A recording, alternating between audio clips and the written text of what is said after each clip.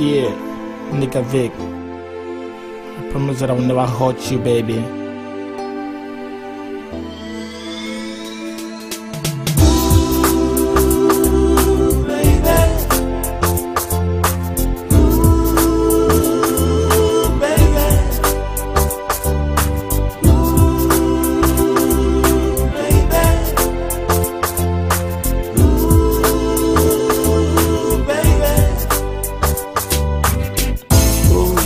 I need you. Oh yeah, baby. Come on, baby. That I need you, baby. Oh yeah, baby. I need you right in my life, baby. Oh yes, I need you. I need you right in my life, baby. Come on, baby. Oh baby. Oh baby. Oh baby. I need you right in my life, baby. Oh yes, I need you. I need you. I need you to be more real.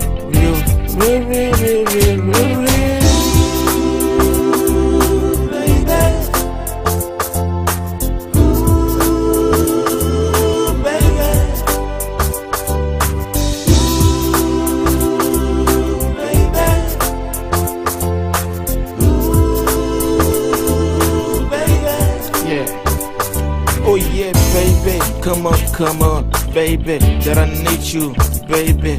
Oh yes, baby, I need you to be in my life, baby. Oh yes, baby, I need you in my life, baby. Oh yes, I need you. I really need you to be right in my life, baby. Come on, baby. Oh yeah, baby. Oh baby. Oh baby. I need you to be right in my life, baby. Oh yes, I need you. I need you. I need you, baby, real.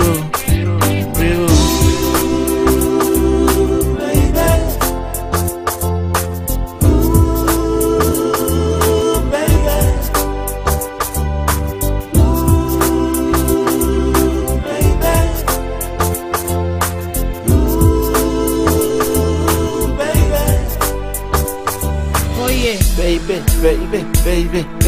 Oh baby. I need you to be my girl. Oh baby. I need you to be my girl. Oh baby. I need you to be my girl. Oh baby. Ria, I want you to be my wife. Oh baby. Ria, I want you to be my wife. Oh baby. Ria, I want you to be my wife. Oh baby. I really need you to be in my life, baby. I really need you right in my life, baby. Oh, baby, Ria, I need you in my life, baby. Come on, baby, because I love from the bottom of my heart, baby. Oh, baby, just like an egg to me, baby. Please, baby, I really lost you with my heart, baby. Please, baby.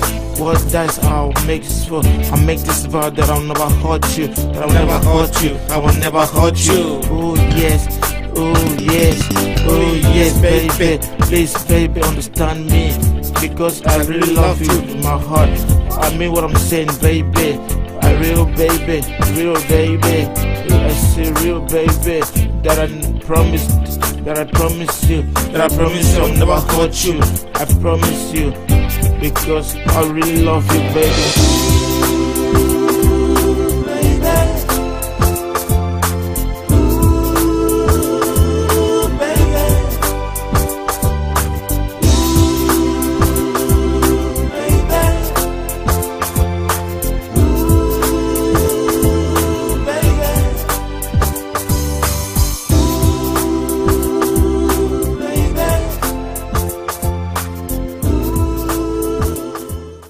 All right, what's going on, family? What is up? What is going down? How's everybody doing? Let me get my Skype going. Hold on. Let me get my Skype going. Got my Soul Train shirt. Retro. Let me tell Peter to turn that damn TV down upstairs. The TV upstairs is loud as hell. So what's going on, family? We're here. It's Sunday night, and it's live on the Tariq Elite Show right here on Ustream. I'm ready to make it do what it do. All right? How is everybody doing tonight? This beautiful Sunday. What's all these people? A lot of people already calling in. Let me get me a little sip here.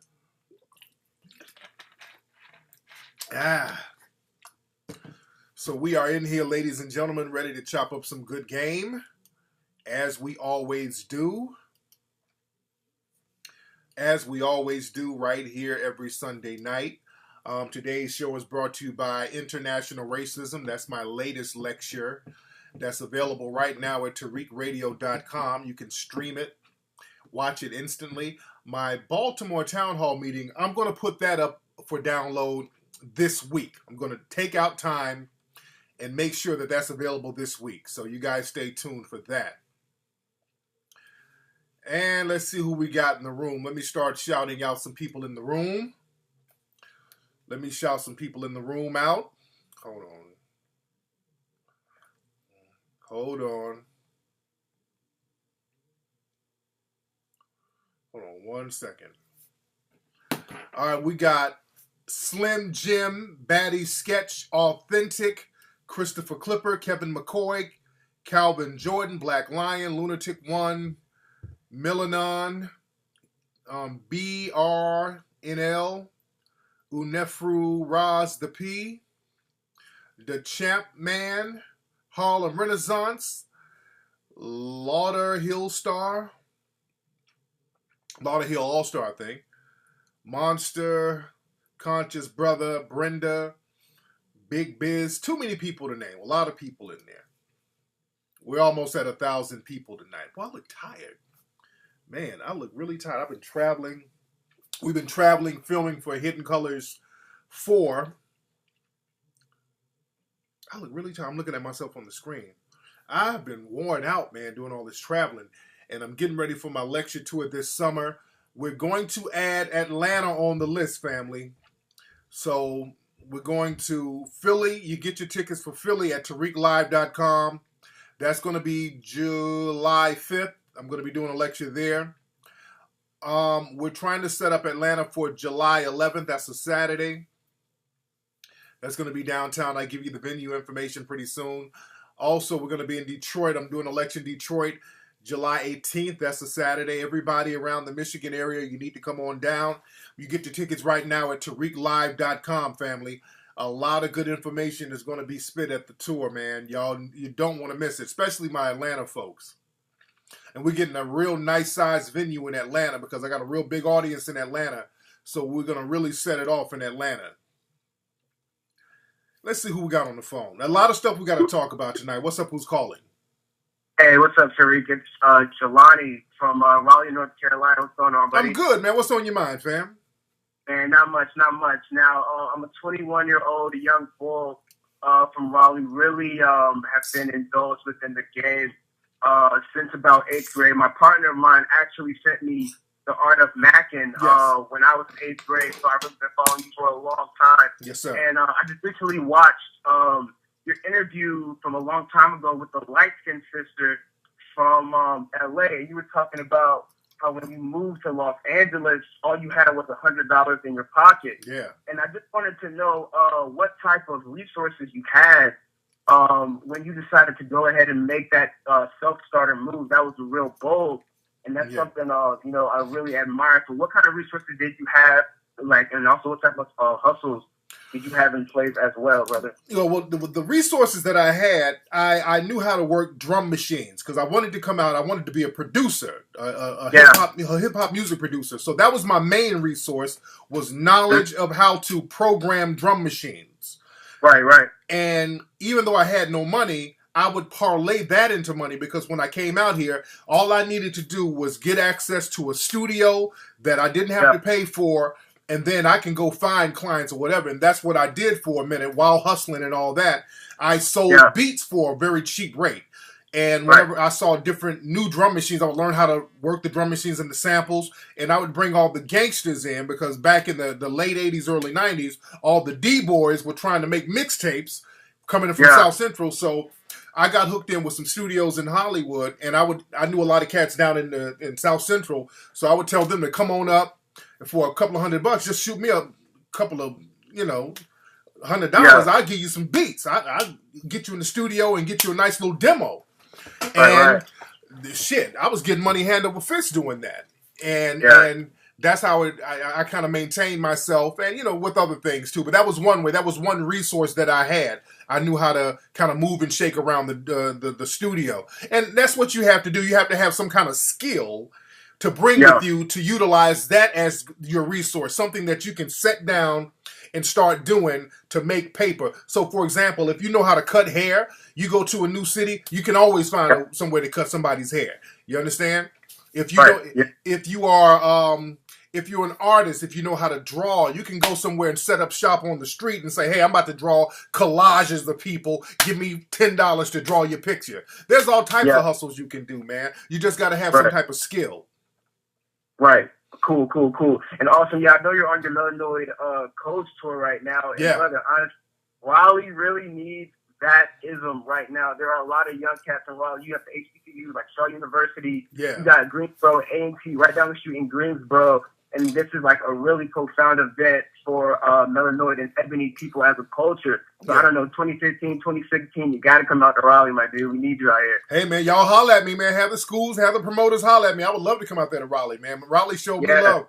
I did one of my first lectures out there, the Black Women's Expo, years ago. Man, I had a great time out there. Great time out there. But holler at me, man. Y'all, they holler at me, man. I'll be glad to come out there. Thanks for the call, fam. So, all right, later. Peace. And that's the thing, family. A lot of y'all say, hey, man, you need to come to this city, that city. Just make it happen. Just make it happen. Hit me up, TariqLive.com. That's my booking site where people can book me for lectures. TariqLive.com. Just make it happen. The prices are on there. Just have your money together. I already got the audience. And let's make that happen. You said I was keeping the best beats for my own mixtape. But I did my mixtapes. I found some old beats that were never released on the mixtape. I'm rapping about some crazy shit. I found some shit from like in 1994. I gotta find it. It might be on my other computer. I'm rapping crazy. But what I would do, I would put out all those crazy ass mixtapes, like Wash Your Ass and all that, to really show off the beat. I knew none of that shit was going to get no radio play. I knew that. I almost designed it so it wouldn't get radio play. Wash Your Ass ain't getting on nobody's rotation. But I put the real raunchy mixtapes out to display and show the kind of beats I was making. So when cats heard the beat, they're like, okay, well, shit, I need to go find out what's up. I need to go in and get it in.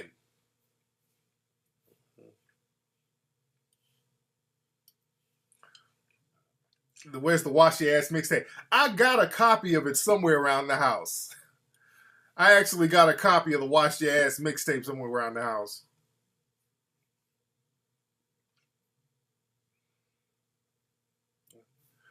Yes, indeed. Yeah, man, some of the beats were dope. Some of them were cool. Some of them, when I listen to it now, some of it seems dated. What happened, CIA?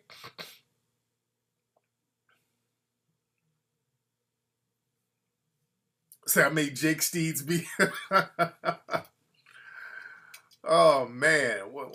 What's up, T. Nasheed fan? How are you? Man.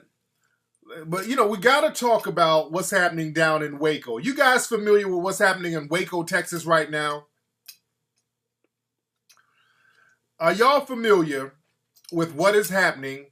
Yes, I had the MP3, the MPC 2000. That's what I was working with. I knew how to work that MPC. Even before that, before the MPC came out, you had the 1200, the SB 1200. I knew how to work that SB 1200. I was a beast on that SB 1200. But I graduated to the MPC. I was a beast on that MPC, man. I was a beast on that. That's why when MC Shy D, the legendary Atlanta rapper, he called to the show, and remember he told the story about how he let me borrow his, because when I moved to Atlanta, that's a perfect example. When I moved to Atlanta in 94, I think I moved down there around 94, 95, something like that. And I didn't really have anything, but I knew how to make beats. I didn't even have my drum machine no more. Because the drum machine that I used here in LA was the studios. My partners in the studio owned it. So I moved down to Atlanta So I didn't have any equipment. And I let dudes down there hear my stuff, my tracks, and they wanted me to do some beats for them. And they wanted to pay me, but I didn't have no drum machine. So Shy D, who called up to the show, legendary brother, he let me use his shit for free. My man let me use his joint, and I made thousands of dollars making beats with his drum machine. So again, as long as you have some kind of skill, you can get it popping.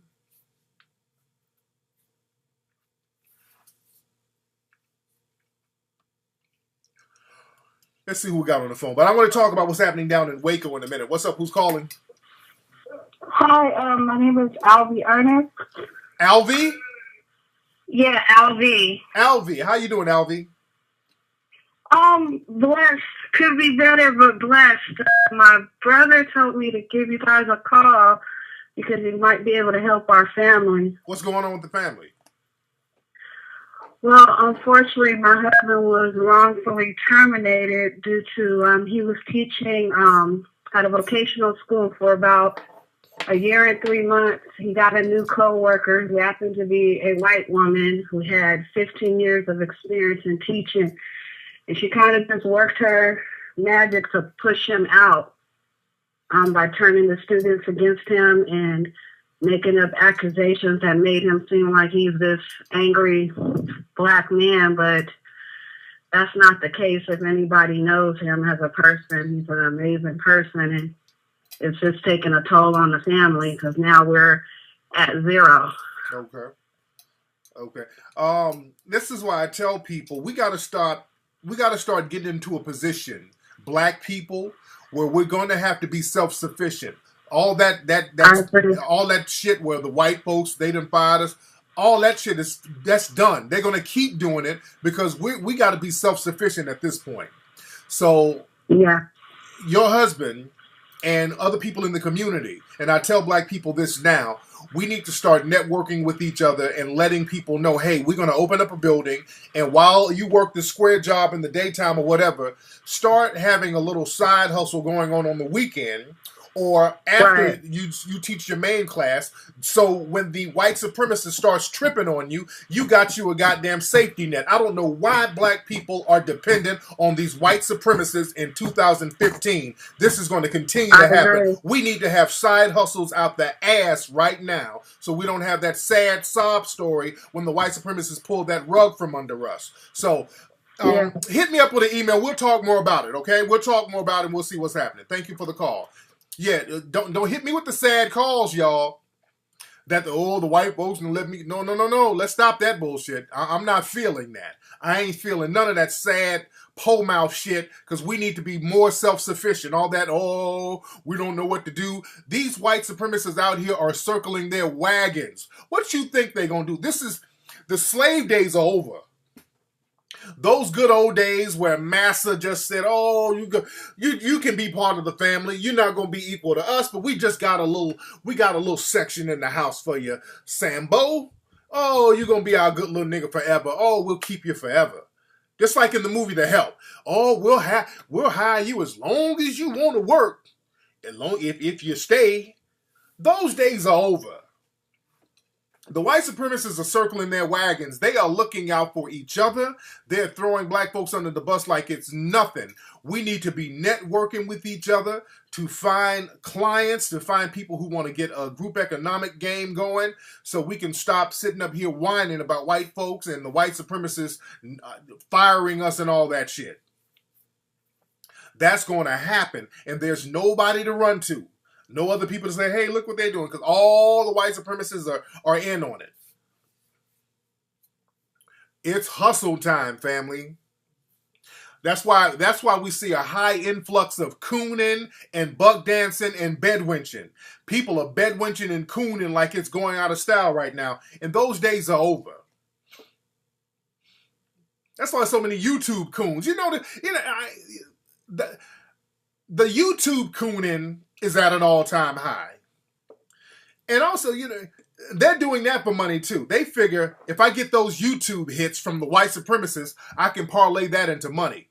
I didn't know that you can make a nice piece of change off your little YouTube hits. I got an AdSense account that I had one of my YouTube pages linked up to. And I don't, I ain't tripping on no AdSense money. I just set it up. They're like, would you like to monetize your page? I'm like, well, fuck it. Yeah, sure. Why not? This was a year ago. So I monetized one of my pages, I wasn't thinking nothing of it, get a few clicks, get a couple of pennies here and there. And I looked into my AdSense account just to look at it because I went into one of my old email addresses and they were like, well, we need to verify something. I'm like, well, okay. I didn't even know the password of my account. So I went into my AdSense account, had like $6,000 in there that I made. I'm like, well, how the fuck did I get this? I always find little money here and there that I don't even know about. I go into different accounts and there's $3,000 here, $6,000 there. So it was like $6,000 in my AdSense account from YouTube hits and clicks I wasn't even aware of. So yeah, you might as well. So I'm going to look more into that. That's why I want to get this web series going. I'm going to get a web series that I want to do and put that on YouTube. I want to get that going. So this is why we have a lot of coons just doing and saying anything to get those YouTube hits. So now it really makes a lot of sense. Now it really makes a lot of sense. That's why you have so many coons. I made like with $6,000. I didn't even know I had it. I didn't know I had that shit in there. Just little bullshit ass money. But it's cool. Yeah, I had $6,000 sitting up in my AdSense account. Didn't even know I had it. But now that explains why so many people, that really puts in perspective why so many people are cooning so hard on YouTube. Because if black folks are on YouTube and you get a lot of hits, especially when it goes into the millions, you gotta do some cooning. That's why we got so many YouTube coons. Because that's a black person, some coon, crispy black person sitting up here talking shit about other black people. That's almost guaranteed YouTube hits. That's almost guaranteed YouTube hits. And that's why these coons do it, because they know that the white supremacists are going to hit their pages and get them clicks. Yeah, that dude, Painless dude, yeah, he's another coon. And that's another reason why a lot of these coons mention my name, because my name gets a lot of hits too. Authentic hits. Yeah, the Maybach page, that's not my page, but what I'm gonna do, I'm gonna start putting more content on my page because that's cool. That's cool. Little $6,000 won't hurt extra.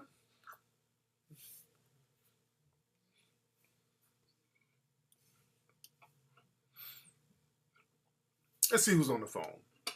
What's up? Who's calling? Hey, brother, this is Anthony from Rialto. Anthony from Rialto. How you doing, fam?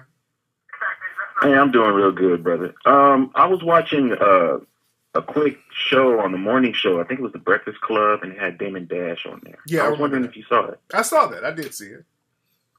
And what is your take on what he had to say? Because it kind of ruffled the feathers of a lot of the guys that were in there. Yeah, it did. But he was saying some real stuff. He was talking about how, it's important to be a boss. It's important to own stuff. So, there was a lot of bravado in there, but the underlying thing he was talking about was real. The importance of owning stuff and being a boss and not having a boss. And I get that.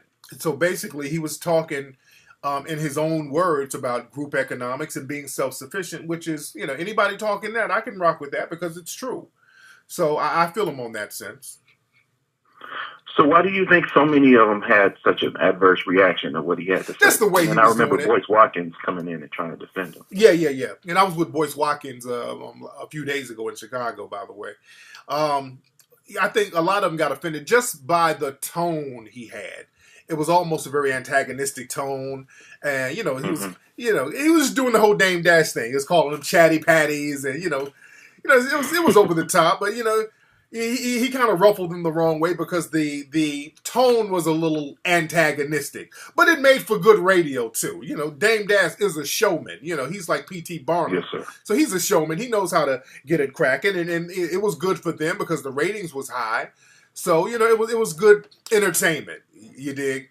So Do you? Oh, I'm sorry. Go ahead. Do you think that a lot of times that you're like, because it seems to me, I listen to you every time, Flex, and I'm just saying, does it seem that you have like a strength in your voice that kind of pissed the white supremacists off to a certain degree? Because I saw Killer Mike on Bill Maher's show, and I seen him kind of cut it down just a little bit so he wouldn't antagonize or say anything. You know, I didn't hear anything about white supremacists come out of his mouth, or anything like that, but he seemed to be, you know, kind of toned down to a certain degree. It was probably a little more tactful, which is cool. You can always be more tactful with certain things. You can always be more tactful. Because now Killer Mike, he's going to be in Hidden Colors 4. And I interviewed him, and he's going all the way in, man. He is not tactful in Hidden Colors. He's going the fuck in. So I know. So in different places, you got to rock it different ways. You can't, the way he went in on Hidden Colors 4, you can't get on a white person's show and really go in like that and be invited back again. You understand? So you got to be tactful, and he was doing the right thing with being tactful. Now I can be tactful to a certain degree, but I'm gonna bring that shit right back to white supremacy, and they know it. You dig? They know. Is that why they don't invite you? Yeah, is that why they don't invite you? No, if they know that you're gonna go there.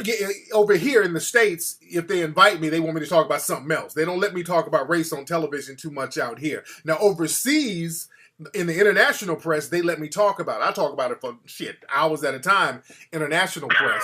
But over here, I'm like Marshawn Lynch, like, you know why I'm here. And they like, let's not let this motherfucker get to talking. Because I'm going to say some shit that's going to make a lot of sense, and I'm going to say it in a way that's not overtly offensive. You know what I'm saying? Because a lot of times, they'll put a black person on TV to talk about race as long as they're like yelling and being the crazy Negro, like, hey, you crackers, you crackers gotta go. They'll let that person on TV all day because then they can say, oh, look, he's scary. We gotta hurt him. Oh, look at him. He's angry black man. But no, I'm gonna break it down very logically. And, you know, they don't really want that. You dig? So it is what it is. All right, but thanks for the call, fam. Yes, indeed. Yes, indeed. Yeah, that's the thing. They can't put me in the angry black man box. Oh, do we got some cooning in the room right now? Hold on. Let me see who we got in here. Okay. Let me see who's in the room. Because somebody said we got some cooning going on or some shucking and jiving in the room right now. Yes, indeed.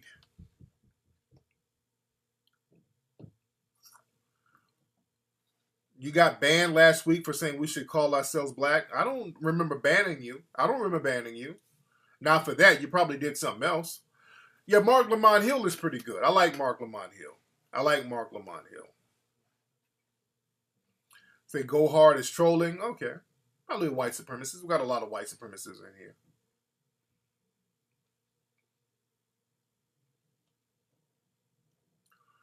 All right. But has any of the media talked about... I've been looking at CNN and Fox all day. I have not seen any footage about what's happening down in Waco, Texas right now. I haven't seen nothing about what's happening in Waco, Texas right now. Nothing.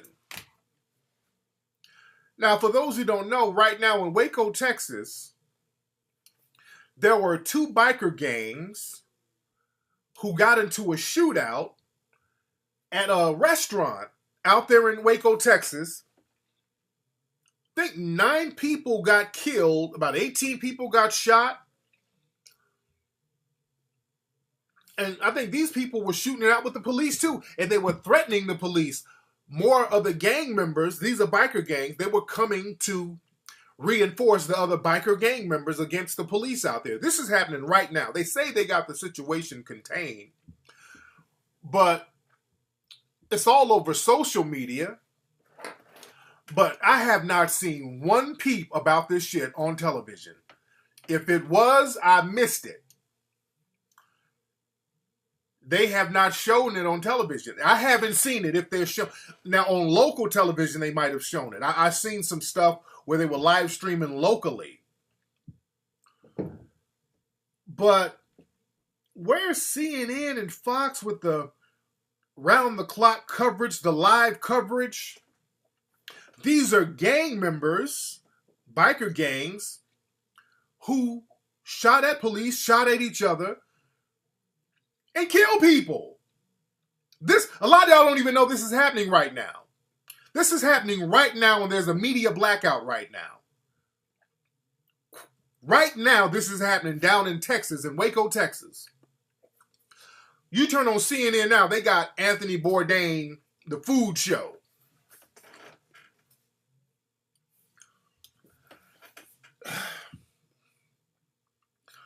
Now, these gang members are biker gangs. These are non-black biker gang members, these little white supremacist gangs. Dude, go to Twitter right now. Go to Twitter. A lot of y'all don't even know. As a matter of fact, Google it. Just go to Google. What's up, Ola? Everybody say what's up to Ola. Go to Google. Go to Google and just type in Waco biker gang shootout. There's several stories about it, but on the mainstream television, national press, they ain't even touching this right now. It's on MSNBC now. They must have just put it on, because I was looking at MSNBC and all that shit. They weren't showing none of that. They were showing Lock Up Raw or some shit like that.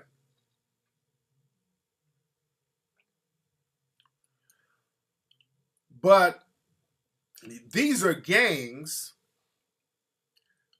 white gangs, by the way,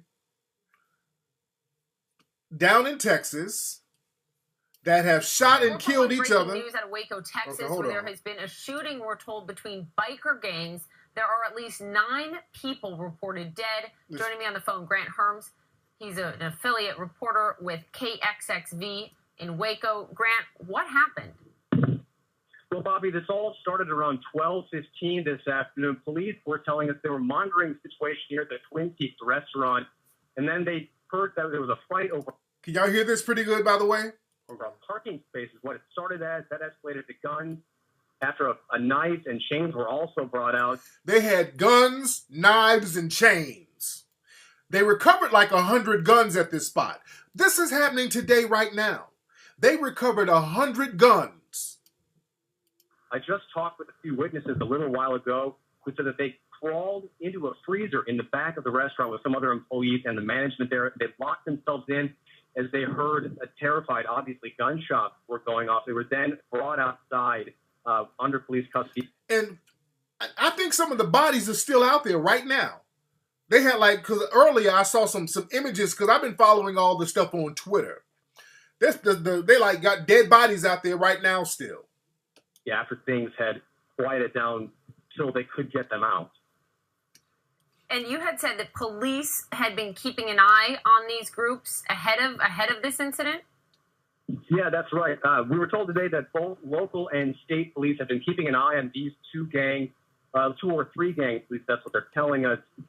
For about a month now, they've been trying... Now, they've been knowing about these gangs. They've been keeping an eye on these gangs. They knew that this biker gang had beef with each other, but they just kind of, focused on the Negroes, other places. And the owners, but those owners wanted this business at their restaurant. So there was a lot of frustration we were hearing from local police today that they said this attack, may have been not as bad if the ownership would have been able to, or more willing, really, to work with police here. Okay. So this gang was out here shooting each other. They done killed 9 people. They're shooting at cops. They recovered 100 guns. No major media coverage. But in Baltimore, they burned down a CVS. They turned that whole city of Baltimore into Iraq. They had tanks and military all over Baltimore. They had SWAT, military, National Guard, Army tanks rolling up and down the streets of Baltimore because of some property being damaged. Nobody got killed. Nobody shot anybody out there in Baltimore. There's a curfew. They locked the city down.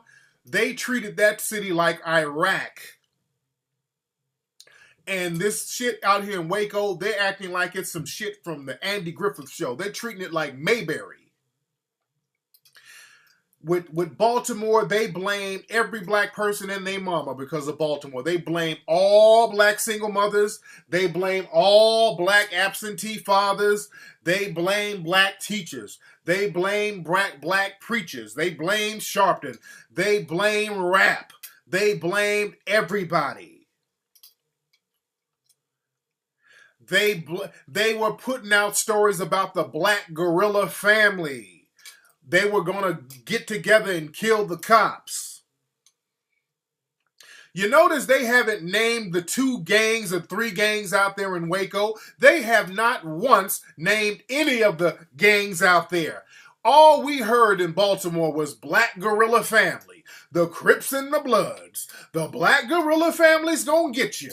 Oh, we got ample evidence that the Black Gorilla Family's gonna turn on the cops. They named every black gang that ever existed. The Warriors are going to come and shoot the cops. The Piggly Wiggly gang. The Crunk gang. Just gangs niggas ain't never heard of. These no-name gangs. They name every single gang they can possibly name for Baltimore. They will not name these gangs out here in Waco that done sat up here and killed 9 people.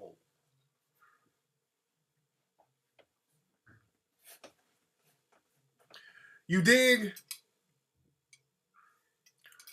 I blame Willie Nelson. I blame Ted Nugent for their rock music being so damn influential. I blame Sons of Anarchy.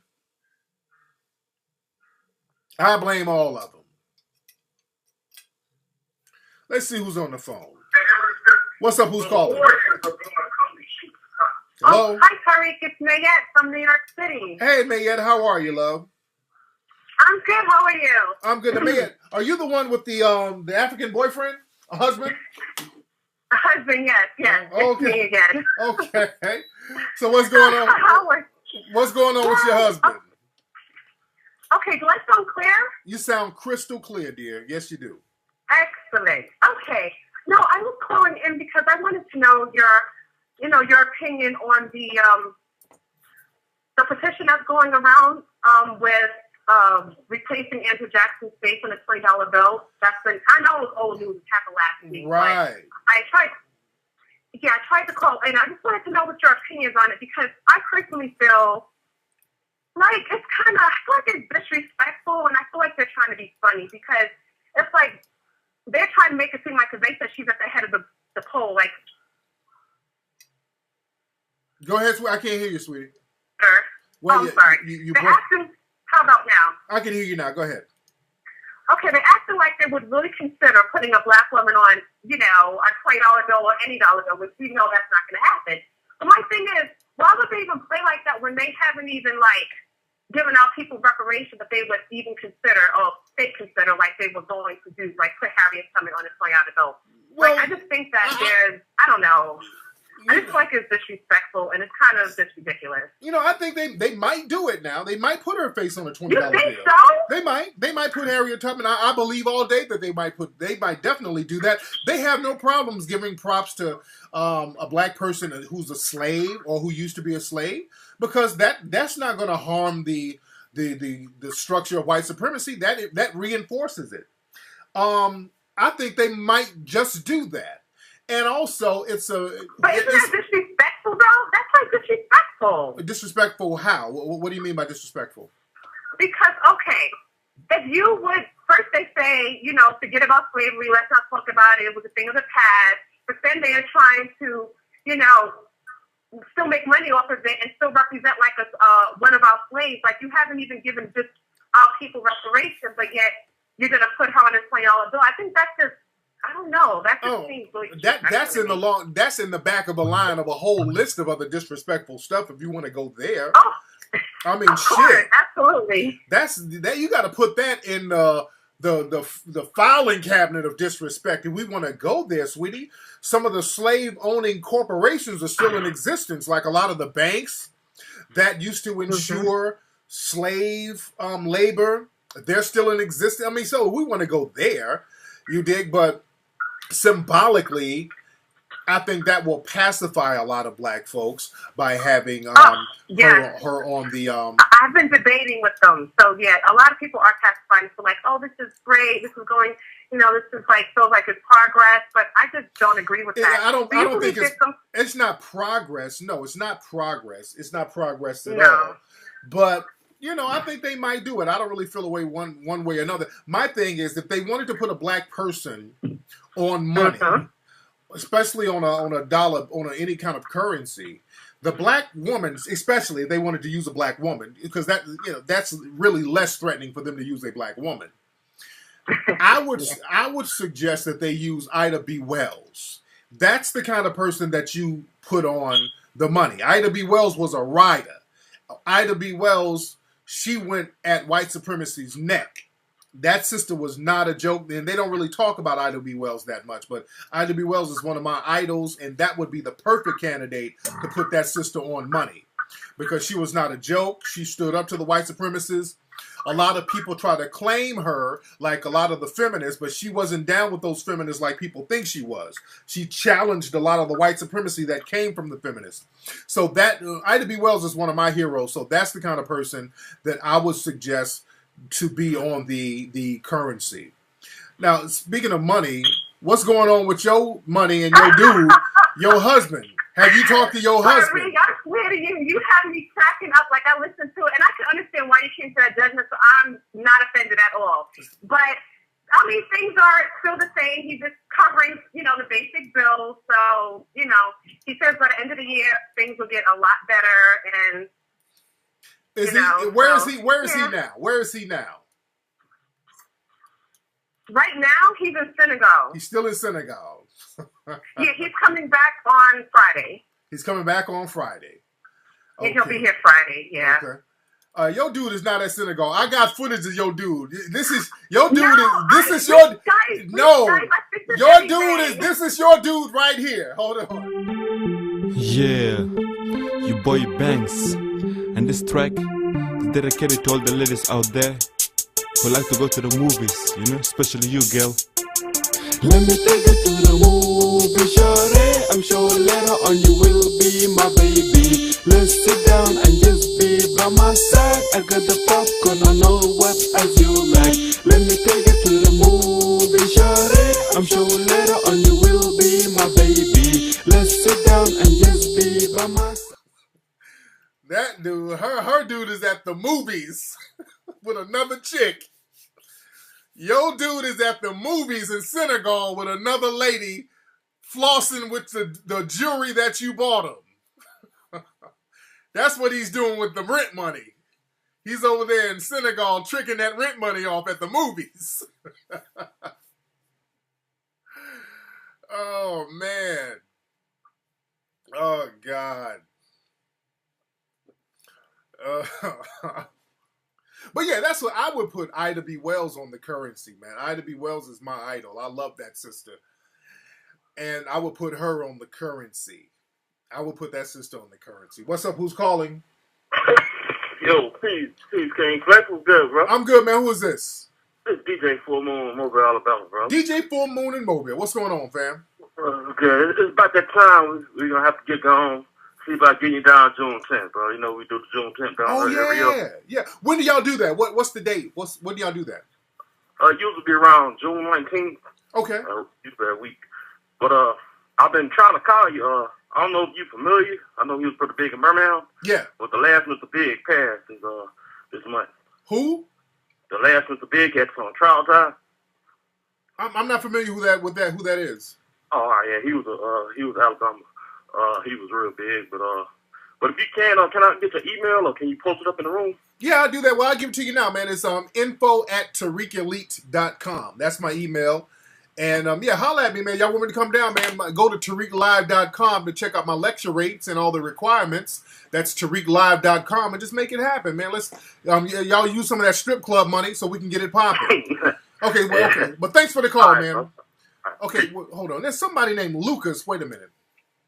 Lucas, wait a minute. There's somebody who said they wanted to debate me. Lucas, are you here in the room, Lucas? Let me see if he's in here now.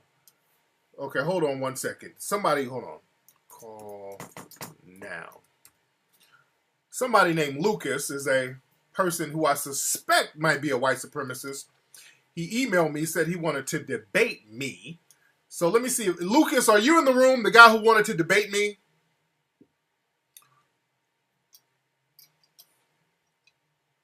Oh, yeah. Shout out to BB King. BB King, he transitioned.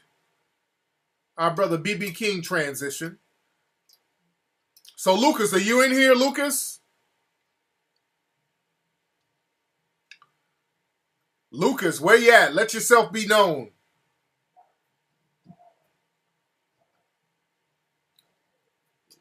You say, all right, well, hold on. Let me do this. Lucas, I'm going to send you an email, Lucas. And I want you to, hold on, because a lot of people in here saying that they're Lucas. So this Lucas guy, he's for the last couple of weeks, he said, I want to call up and have a debate. Okay. Let me see. What number are you calling from? All right, Lucas, I got the line wide open for Lucas's ass. All right. I got the line wide open for Lucas. Where you at, Lucas?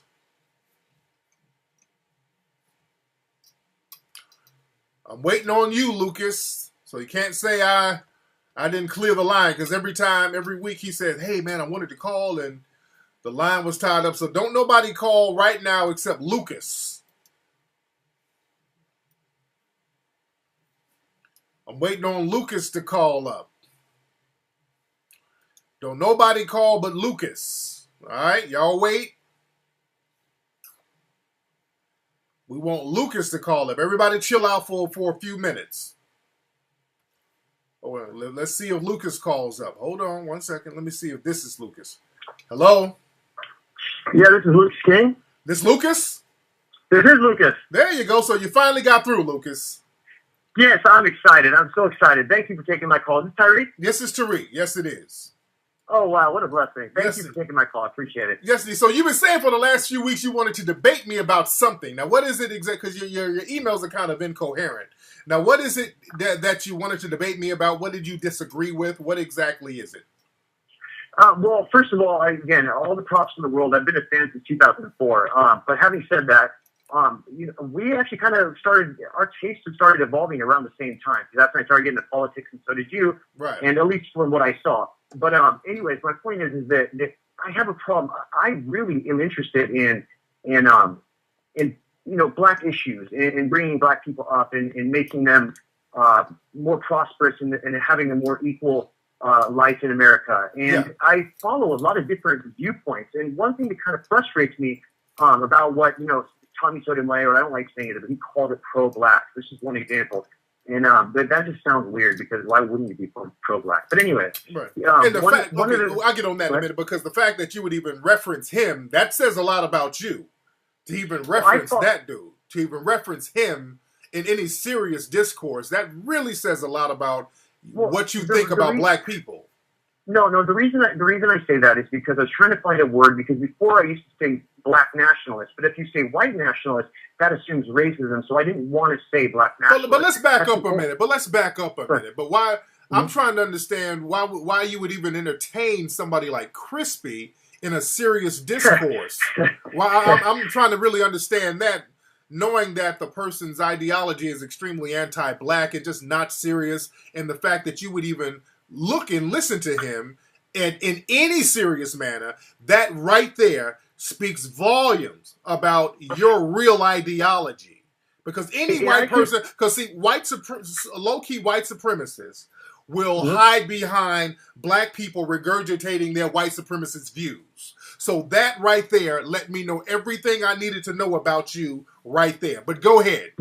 Okay, that's really not fair because, for example, I'm not a Christian, even though I love Jesus Christ, and I still am very interested in Islam. I'm interested in Christianity, even though I don't prescribe to it at all. As a matter of fact, I think let's go. We're gonna have to get to the point, man. We got to get to the point now because now you've lost a lot of credibility already.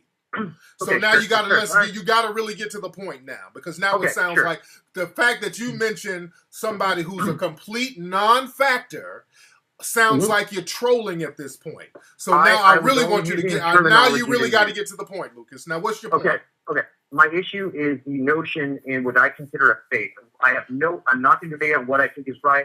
I'm not going to debate black on black crime. I hate that. It's not our issue. It's not white people's issue. But I want to debate the notion that being believing or seeing white supremacy as a priority for black upbringing of blacks. I think I think it's a fallacy, and the reason why is because I've heard all your points. I've heard white people have a terrible history. I mean, it just crushes me when I heard about Tulsa, Oklahoma. Okay, and, now let's stop. Okay, because I don't want you to ramble. So let's do what you just said.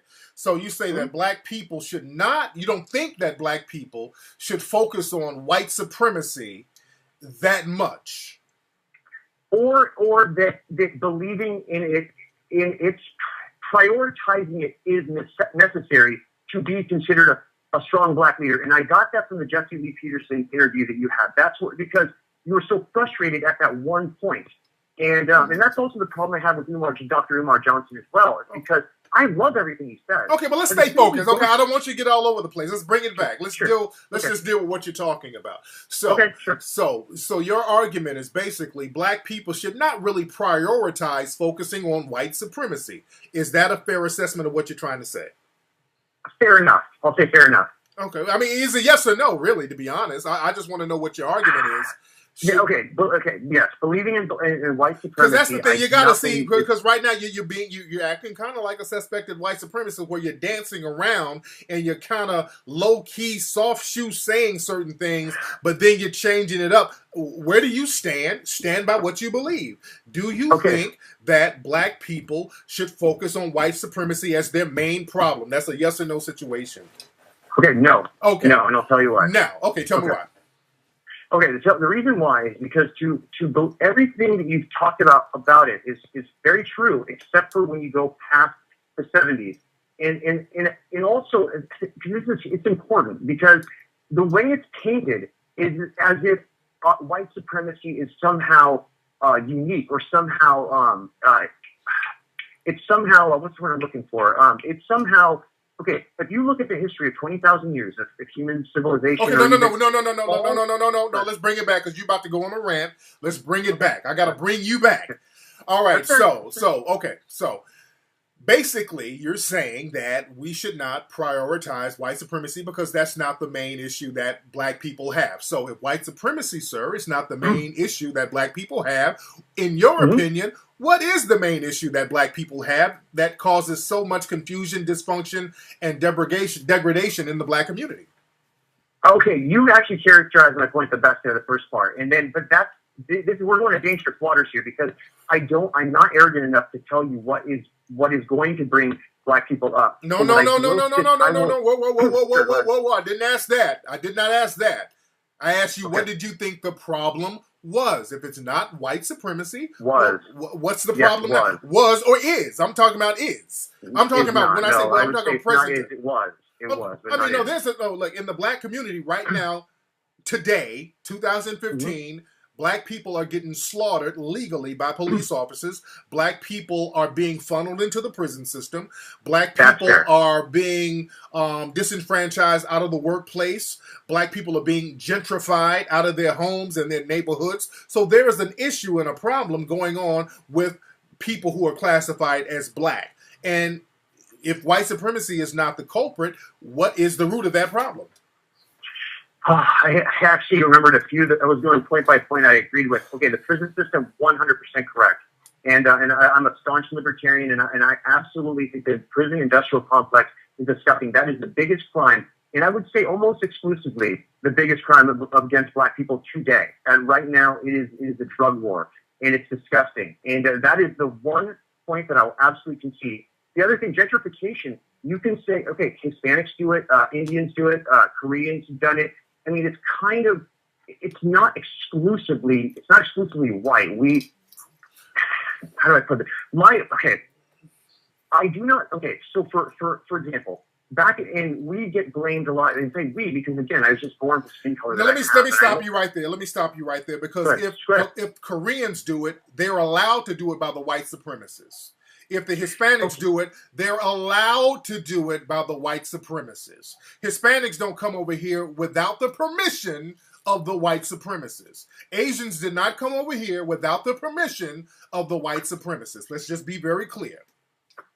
But I would argue that it's not based on color. There's an in and there's an out class. Like, for example, I am not being let in. I do not have any privilege. I believe there is an upper class. There is a 1%, and they do control everything. And it's not based necessarily on skin color. As a matter of fact, only 2% of white people own slaves. 2%.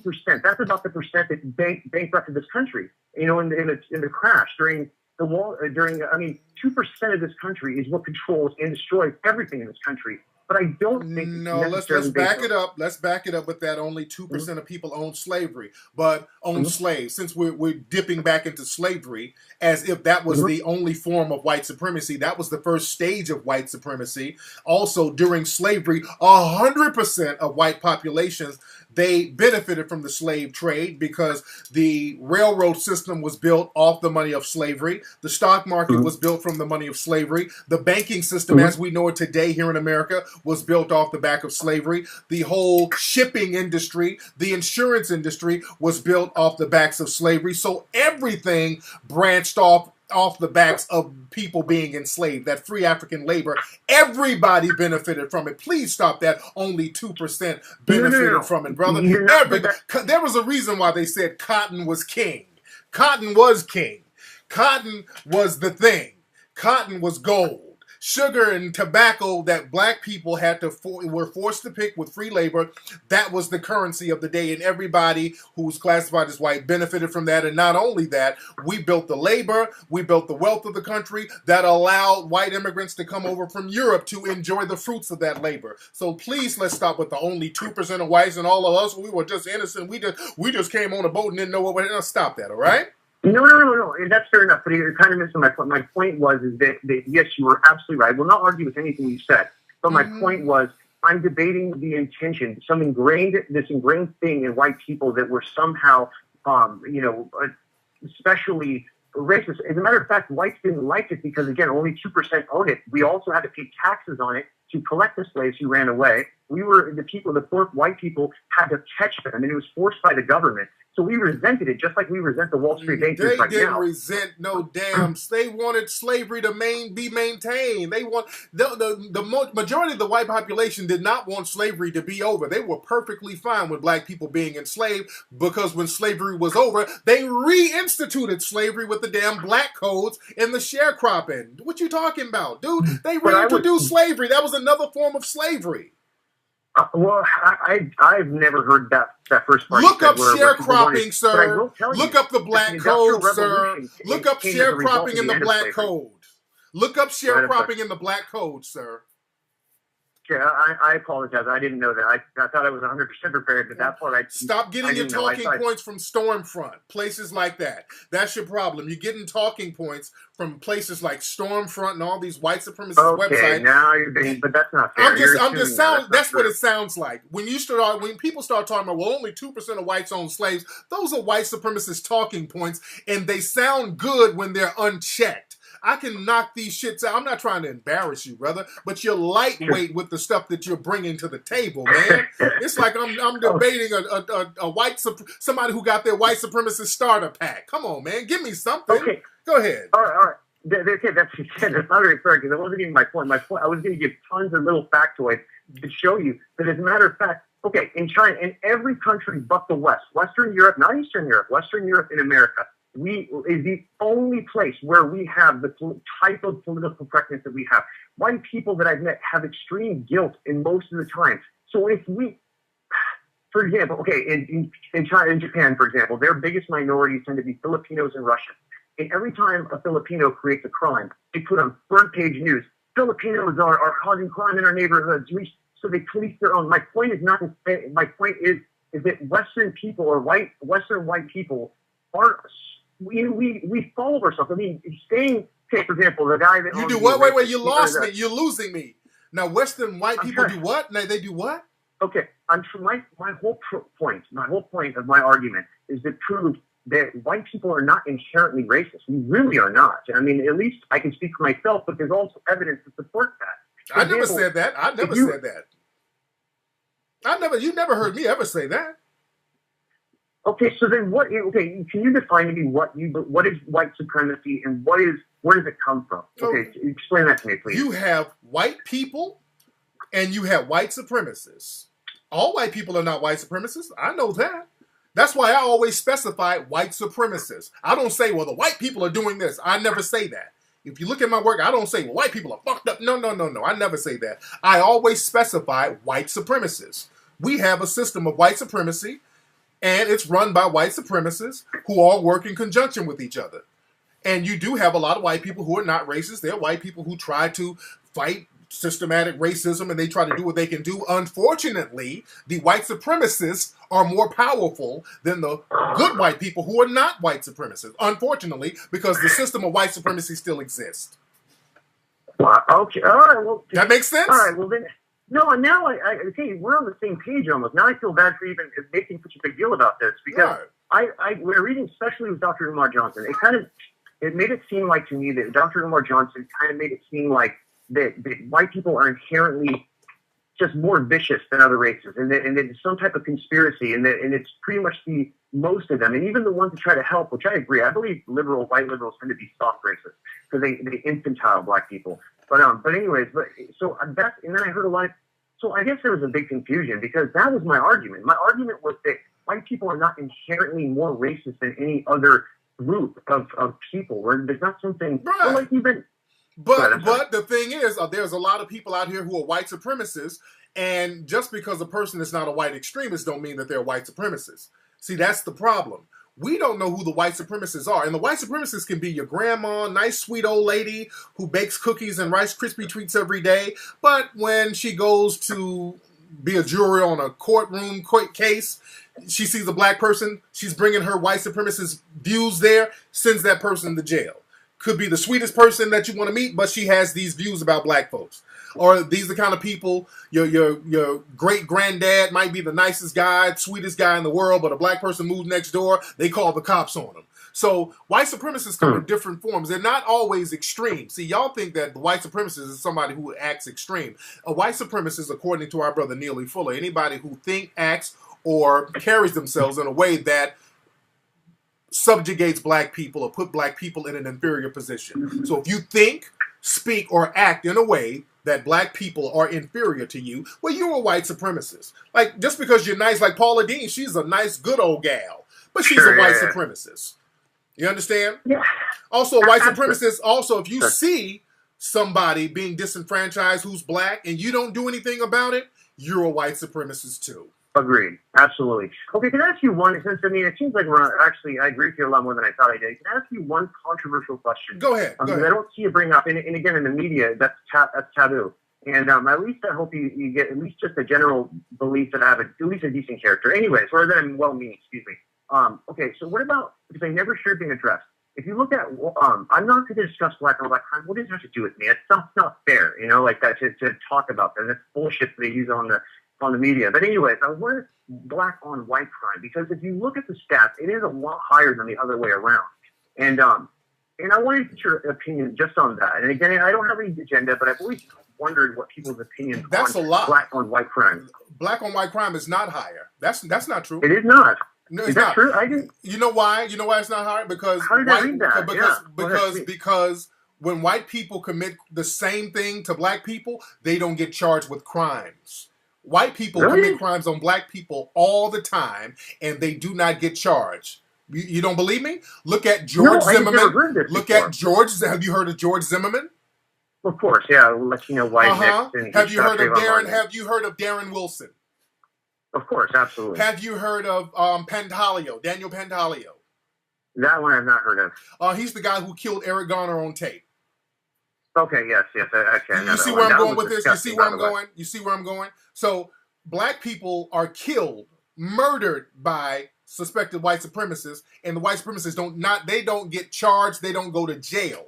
So the stats are flawed from that perspective. White people commit crimes against black people, and they don't even get charged with the crime because we're still living under the Dred Scott decision that a white man does not have to respect any. There's no laws that a white man have to respect about a black man. So black women would get raped in this country by white males all the time, even to this day. Black women still get raped, but it's not reported as a crime because you can't rape a black woman if you're a white person. You understand? That same rule applies. The same rule applies. Whenever a black woman accuses the white person of rape, they always go into the black woman's history. They do that to this very day. You understand? So, do you have any evidence? I mean, again, I've never heard this. This is foreign. I'm kind of surprised, and I don't believe you're the type of person who just speaks out of the air. So, I mean, where have you heard this before? Because again, this is foreign. Okay, let's break it down again. George Zimmerman, who's classified as white, all that Hispanic stuff. He's a white Hispanic. He's classified as white. Sure. He killed Trayvon Martin in cold blood. Yes or no?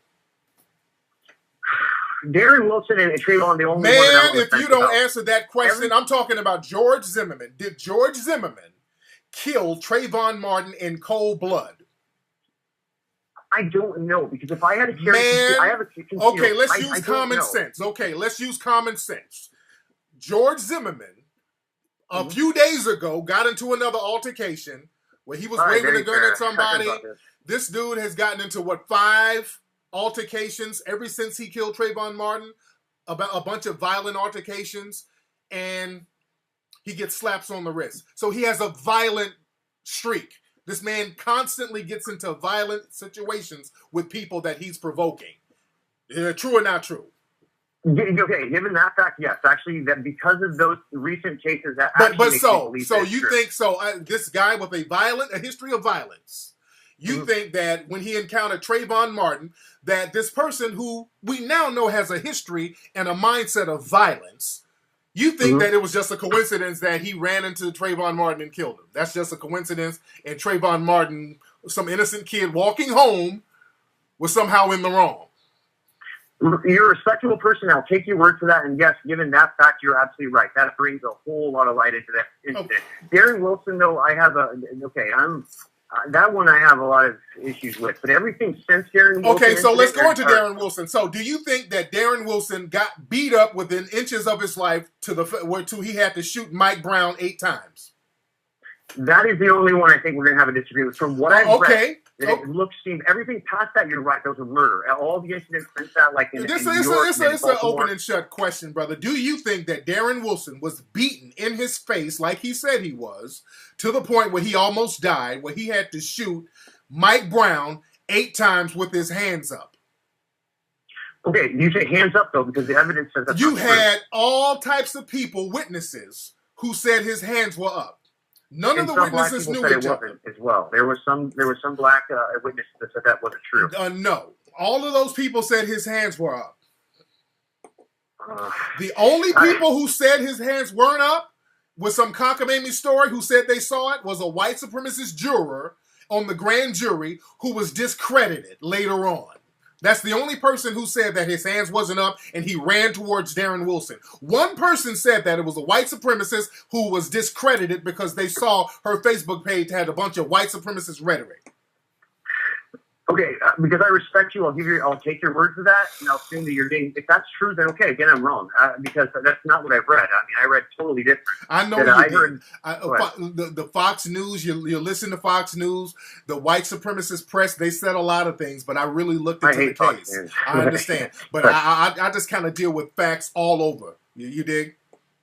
Sure, yeah. Well, because I have a concealed carry, and if somebody attacks me, I'm too old to fight. I'm 31. I don't fight anymore. If you attack me as an adult, if you attack me, I'm going to shoot you. I'm sorry. I don't care because I will tell. I've actually warned somebody once that I'm too old to fight, man. If you attack me, I have a weapon. I can protect myself, and that's just me. I mean,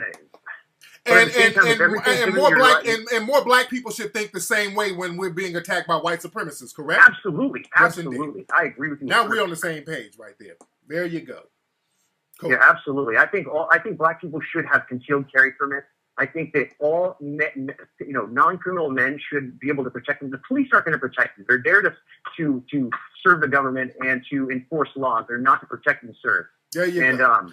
All right. Absolutely. All right. Anything else, Lucas? Because you're all over the place. Anything else, brother?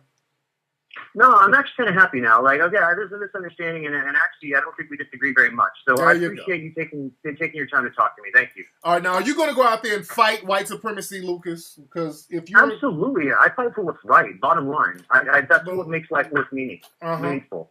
But if you're going to fight for what's right is justice replacing the system of white supremacy. Because you can't say you're going to fight for what's right and you don't acknowledge that a system of white supremacy does not exist. The way you defined it in this talk, yes, I will absolutely agree with you, and it has been clear, and absolutely okay. Because again, I mean, I don't want last thing I'll say is if you look at like even though I love Louis Farrakhan, I love the things he says about science, about the government, but again, he actually does believe that we're just some inherently by some divine Yakub and everything. I mean, it's just ridiculous, and it speaks ignorance when I'm a white person and I know how I think, so it's just ignorant, but at the same time, the way you explain it, I have no qualms about it. As a matter of fact, like I said in the first email, that I will fight all day. You proved me wrong, and you kind of did, and so therefore I give you my word, and yes. I will fight white supremacy. Yes, indeed. Now, did you hit me up when I was talking to you on the email? Didn't you say you had were you dating like an Asian woman or something like that? What was your deal? Yep, I have two kids that are Asian. I have one that's half Somali. And I half Somali? Whoa. You got a half Somalian kid? Yep, that's right. Muslim too. It's funny. Okay. So how'd you get a half Somalian kid? Where's your Somali? Where's the Somali mom? I love chocolate, man. What do you call it? And so I met her at school. I went to Bellevue Community College, and she was there, and maybe she liked a little vanilla herself. I don't know, but it was nice. She was a great woman, and I've dated black before. I just didn't have any kids with them, obviously. But I just don't you just said you had you say you dated black women, but you just said you got a Somali woman. They're black. What are you talking about? I'm sorry. Say it again. You just said you had a Somali woman, but you said you contradicted yourself. You said you got a kid by a Somali chick, but you don't have no babies with black people. So Somali is no. You misunderstood me. I'm sorry. No. Like I don't have any babies with African Americans. What I meant to say. I'm sorry. Okay, I meant to say African American. So where's this Somali kid? Where's this kid? No, she's with her right now. I got my two kids here. They're both half Thai. I got them here with me right now. And then the other one is with her mom right now. In Somalia? No. She's actually lives in Bellevue. Okay. You're out there in Seattle. Okay. Yeah, that's right. Okay. All right. When are you coming to Seattle? I don't know. I got to get out there, man. I got to get out there and see what's up. So you and all your mixed kids can come on down to my lecture if I come out there. Hey, can I ask you one question on game real quick on game? Okay, I got to get some more. I got to get some more calls, man. Thanks for the call. Okay, no worries, man. Thank you. I can't with this motherfucker no more. Oh. So sisters out here, the Somalian chick, the bed wench, poor fucking kid. If he was serious, now it's not like he was full of shit, but if he's serious, if you're a bed wench out here, you got a kid by this motherfucker, shame on you. To subjugate your kid. Lord, man. Let's get some calls. Let's see what the people are talking about. What's up, family? Hello? Hello? Hey. Hey, Tariq. This is Nigel. Hey, Nigel. How are you, man? I'm fine. I'm calling from Rochester, New York. What's on your mind, fam? I just had a question. Did you see that Jay-Z performance on Tidal? Yeah. Where he did a freestyle? That was kind of tight. Yeah, that was kind of tight. Jay-Z, he represented on that one. I give him his props on that one. Yeah. That was crazy, man. I was sitting here looking at this thing, and because it was, and this is why I was talking to my brother today about how it's so important that we support black-owned everything. Like, and if you see, like, even like, because a lot of people used to this Jay-Z talk about, really speak up on black issues and things like that. To be perfectly honest with you, I think Jay-Z was waiting for the right moment.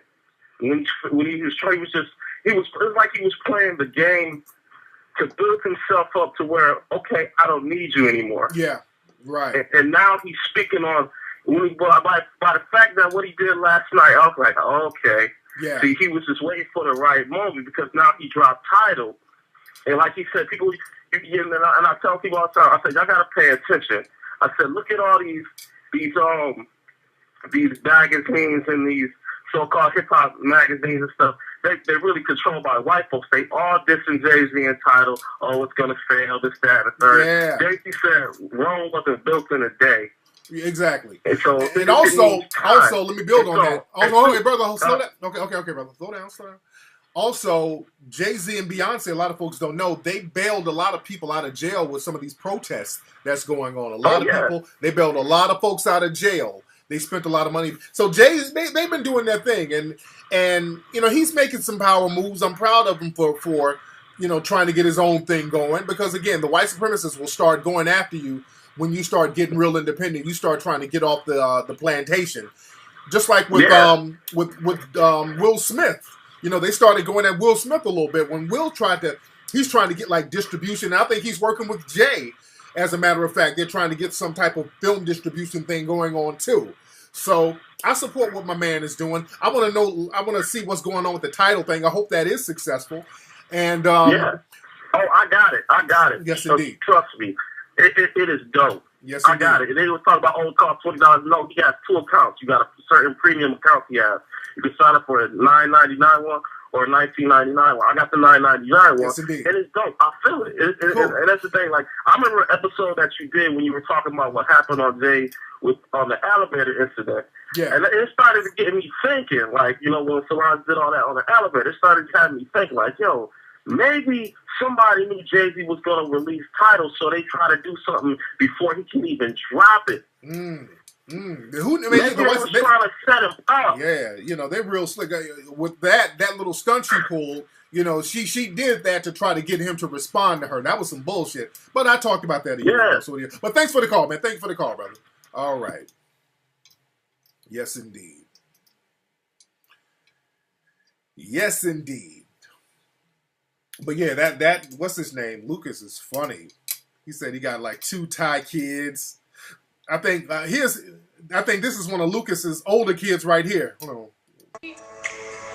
Break my heart, say you love me again. Undo this hurt that you caused when you walked out the door and walked out my life. I'm crying these tears. I've cried so many. Hilarious.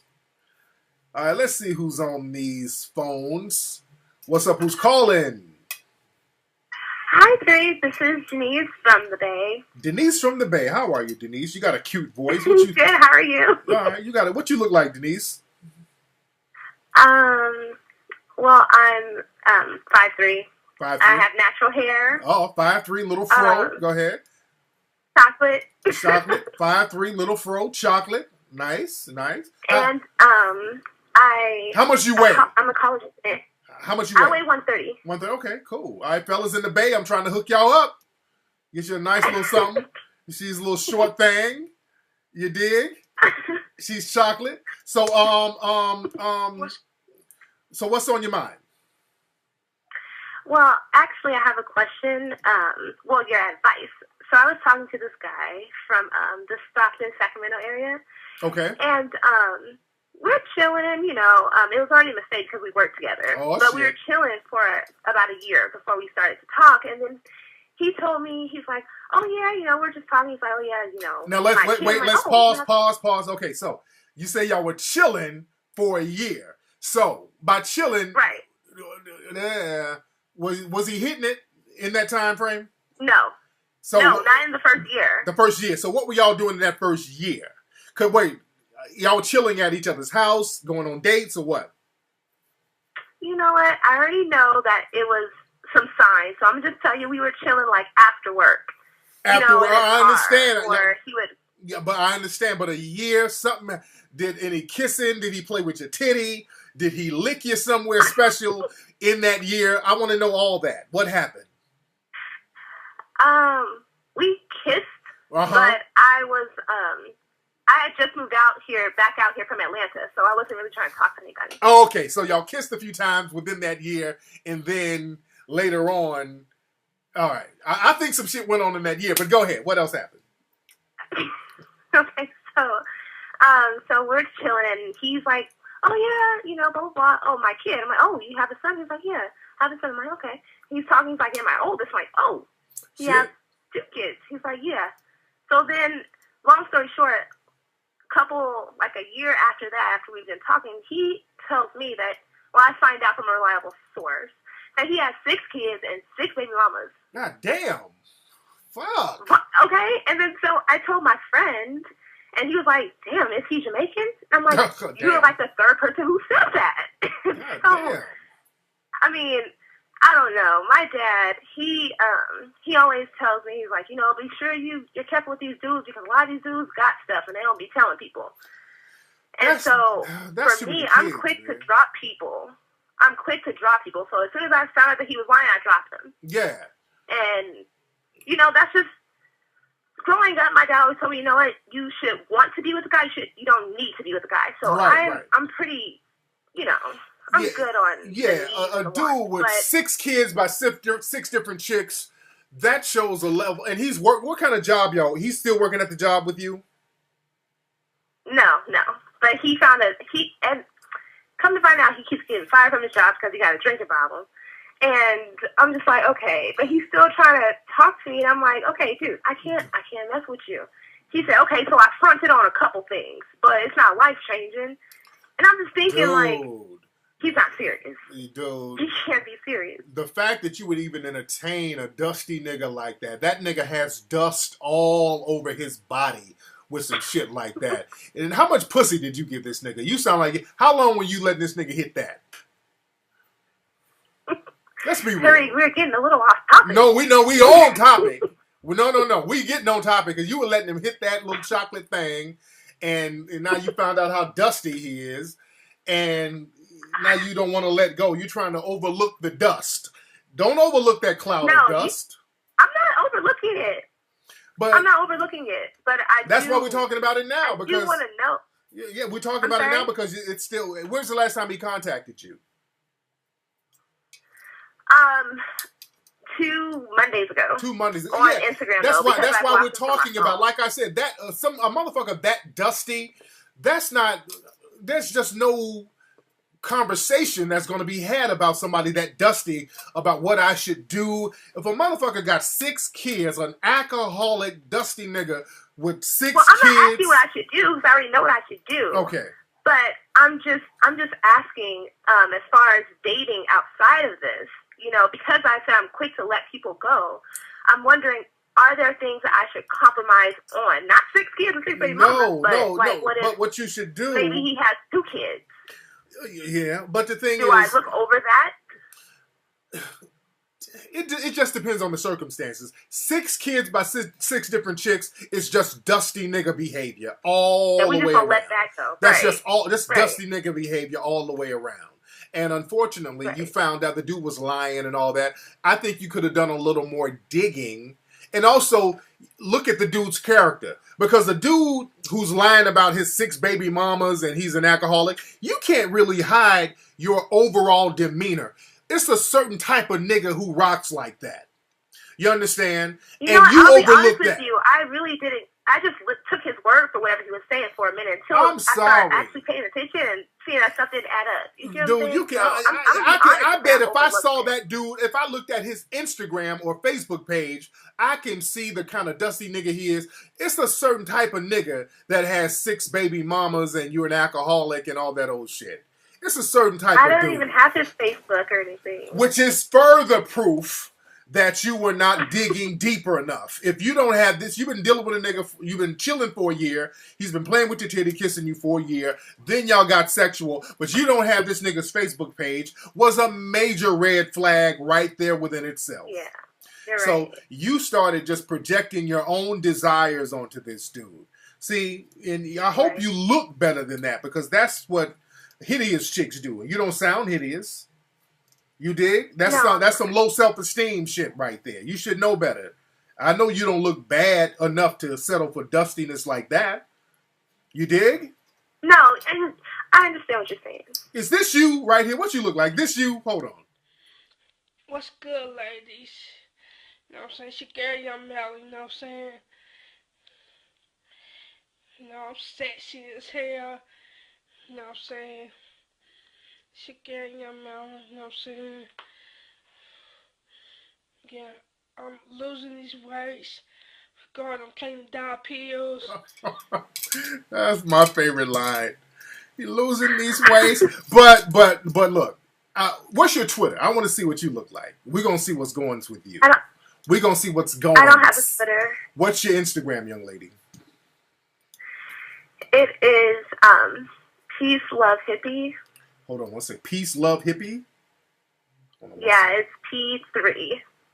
Okay, how do LUV. Oh, P3? Hold on. P3. Spell it. A-C-E. A-C-E. L-U-V. L-U-V. Okay. H-I-P-P-I. Okay, I see that. Okay, it's private. Right? Your page is private, right? Yeah, I just requested you. Okay, you got like some texts, you got some kind of quote on there as your profile. Now add me so I can see what's going on. Is Captain Dusty on here too?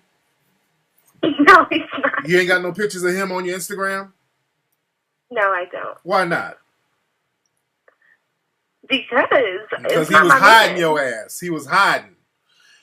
Oh no, okay. But anyway, thank you for. Yeah, that's what it is. He was hiding you. That's all it was. He was hiding. Anyway, let me get some more of these up. But add me as a friend. Let me see what's going on with you, sister. Thank you for the call. Oh no, run. That thing about let me talk about that.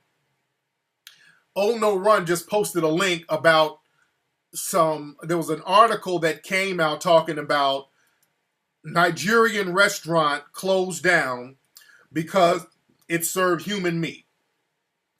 That story is a damn hoax, and so-called reputable news sources are reporting that hoax-ass story. There was a story that came out, it was on Yahoo Mail about a Nigerian restaurant that got shut down for serving human meat. That same story came out a year ago with other mainstream Western newspapers. And also the same story came out again a year before that.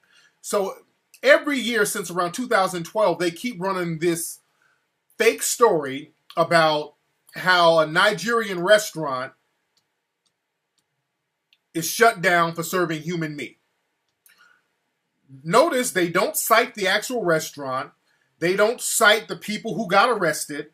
They keep citing like a pastor. They don't give any real details about it. That story is a hoax. Even the website Snopes did a story talking about how that's a hoax. That's a hoax. Anytime you keep seeing that story about a restaurant in Nigeria serving human meat, it's a goddamn hoax.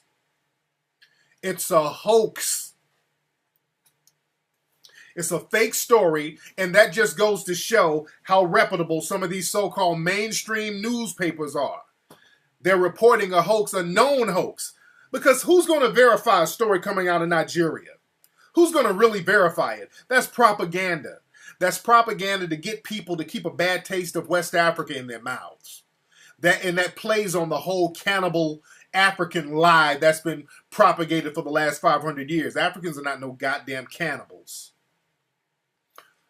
Africans are not cannibals. We talked about that in Hidden Colors 2, about the whole cannibal lie of Africans being cannibals when all the damn cannibalism was well documented out of Europe. All the damn eating of humans, they were eating people in Europe like it was going out of style. Well documented.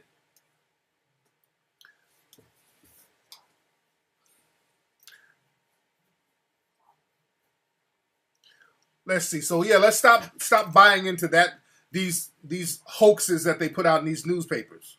What's up? Who's calling? Yo, this is Matt from Rockland, New York. Hey man, what's going on with you, pimpin'?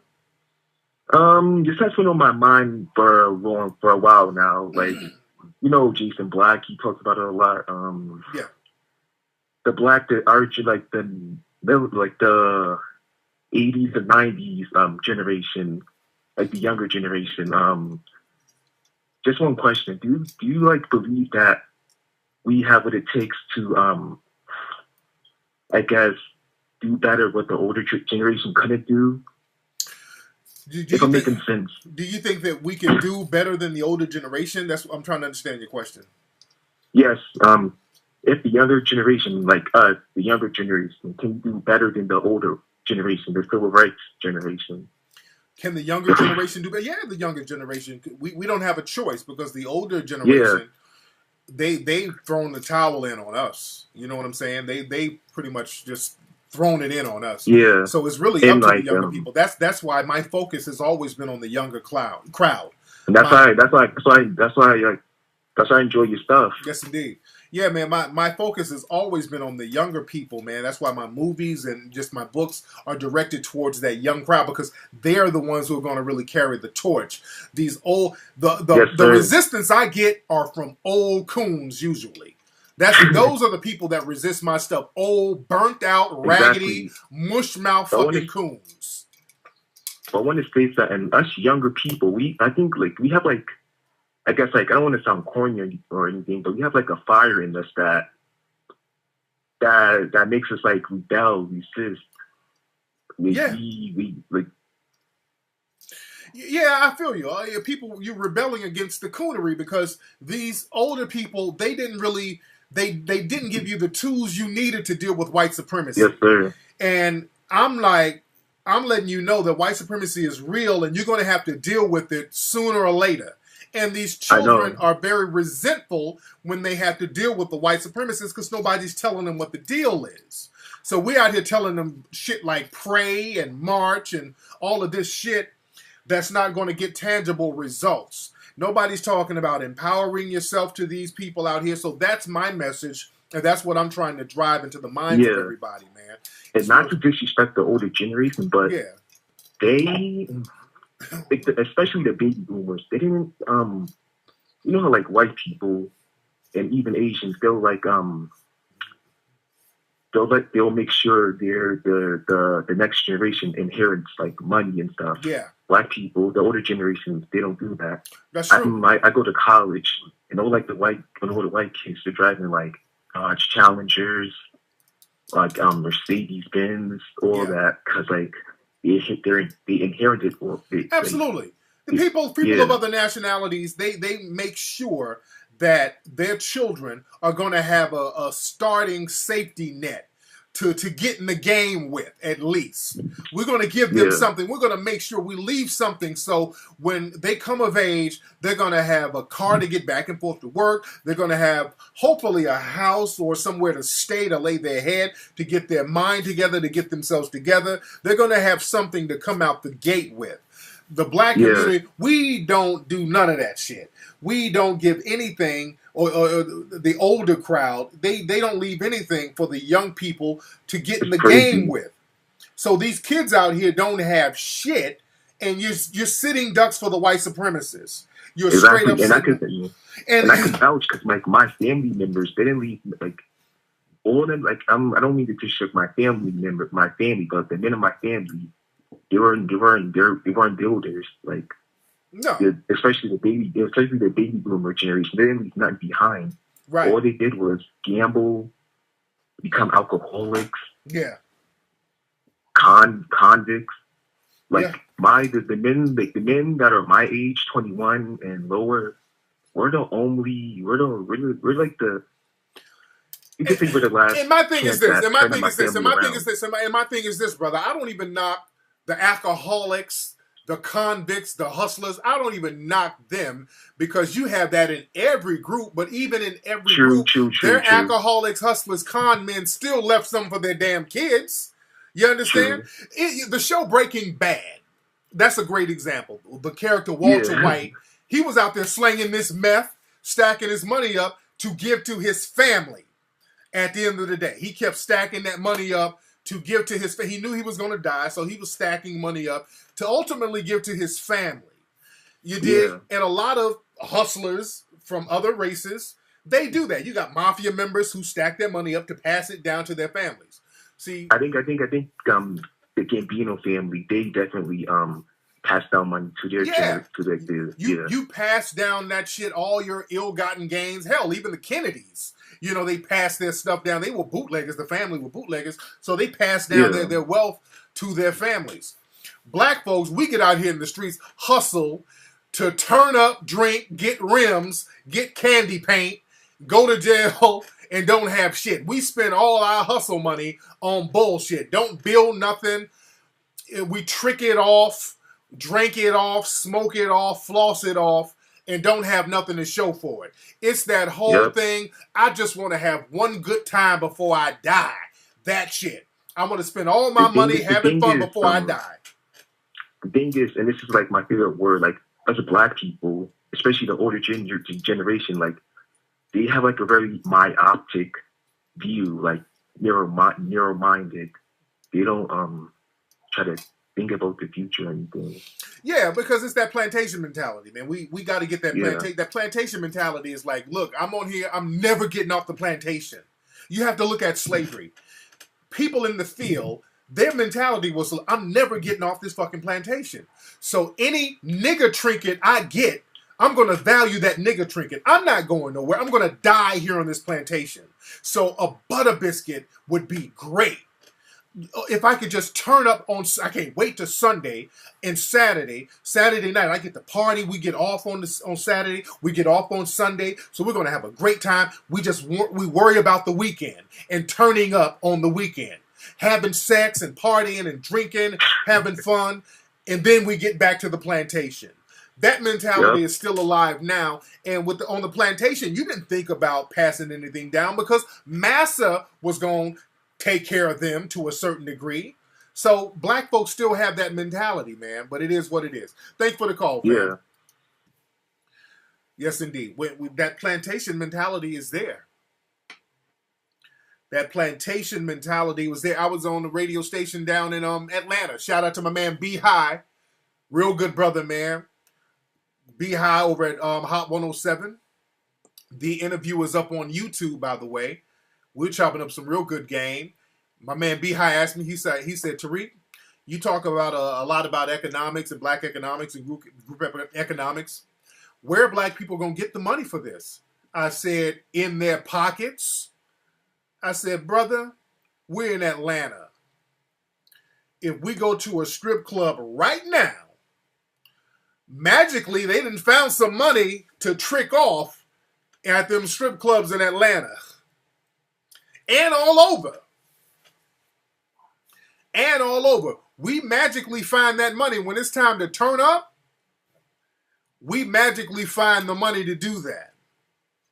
But when it comes time to build an economy, something that we can pass down and own and operate for ourselves, where everything ain't about turning up, when it's time to deal with serious business, all of a sudden we ain't got no money, we confused, we don't know where to get money, maybe some white folks can give it to us.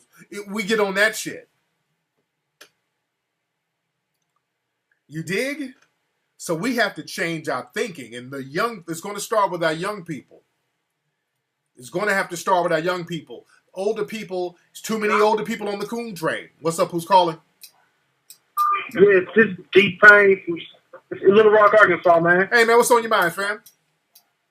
Nah, nothing much, Tariq, man. I'm just calling to give you a shout out, man. Appreciate you for making the Hidden Color series. Yes, sir. And I just want to say this, man. Have you thought about putting Marshawn Lynch on Hidden Colors 4? Yeah, I would get Marshawn if we holler at him. I would like to chop it up with him. So yeah, that'll be a good thing. But yeah, holler at him, let him know to holler at me. You dig? Yeah, man, that's pretty much it, man. Appreciate it, man. Thank you, brother. Y'all don't have to call up with requests to people, by the way. You ever thought about putting Evelyn Champagne King in Hidden Colors, man? I think she got a lot of shit to say, you know. I like Marshawn Lynch, though. I'm a fan of Marshawn Lynch. What's up? Who's calling? Hello? Hey, young lady, who is this? Hi, my name is Nikki. Nikki, where you calling from, love? I'm calling from Oak Harbor, Washington. I'm so glad I got through to you. I've been trying all night, Tariq. Yes, good ma'am. to hear your voice. Good to have you on here. What's up? What's going on with you, young lady? All right, so first I want to say thank you. My husband and I listen to you. We love your conversation. So shout out to your husband. I just started. Thank you. I just started a group.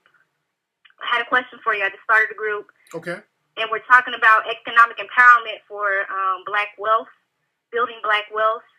And we just had our first introductory meeting today.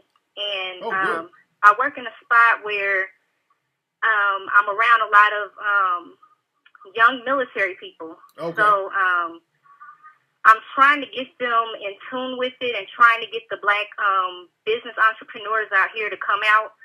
And it was kind of dead today, which I guess was kind of expected for the first go-round. But we got the word out there, and I'm just wondering if you have any advice on pulling in that crowd, because there's a lot of Black people out here.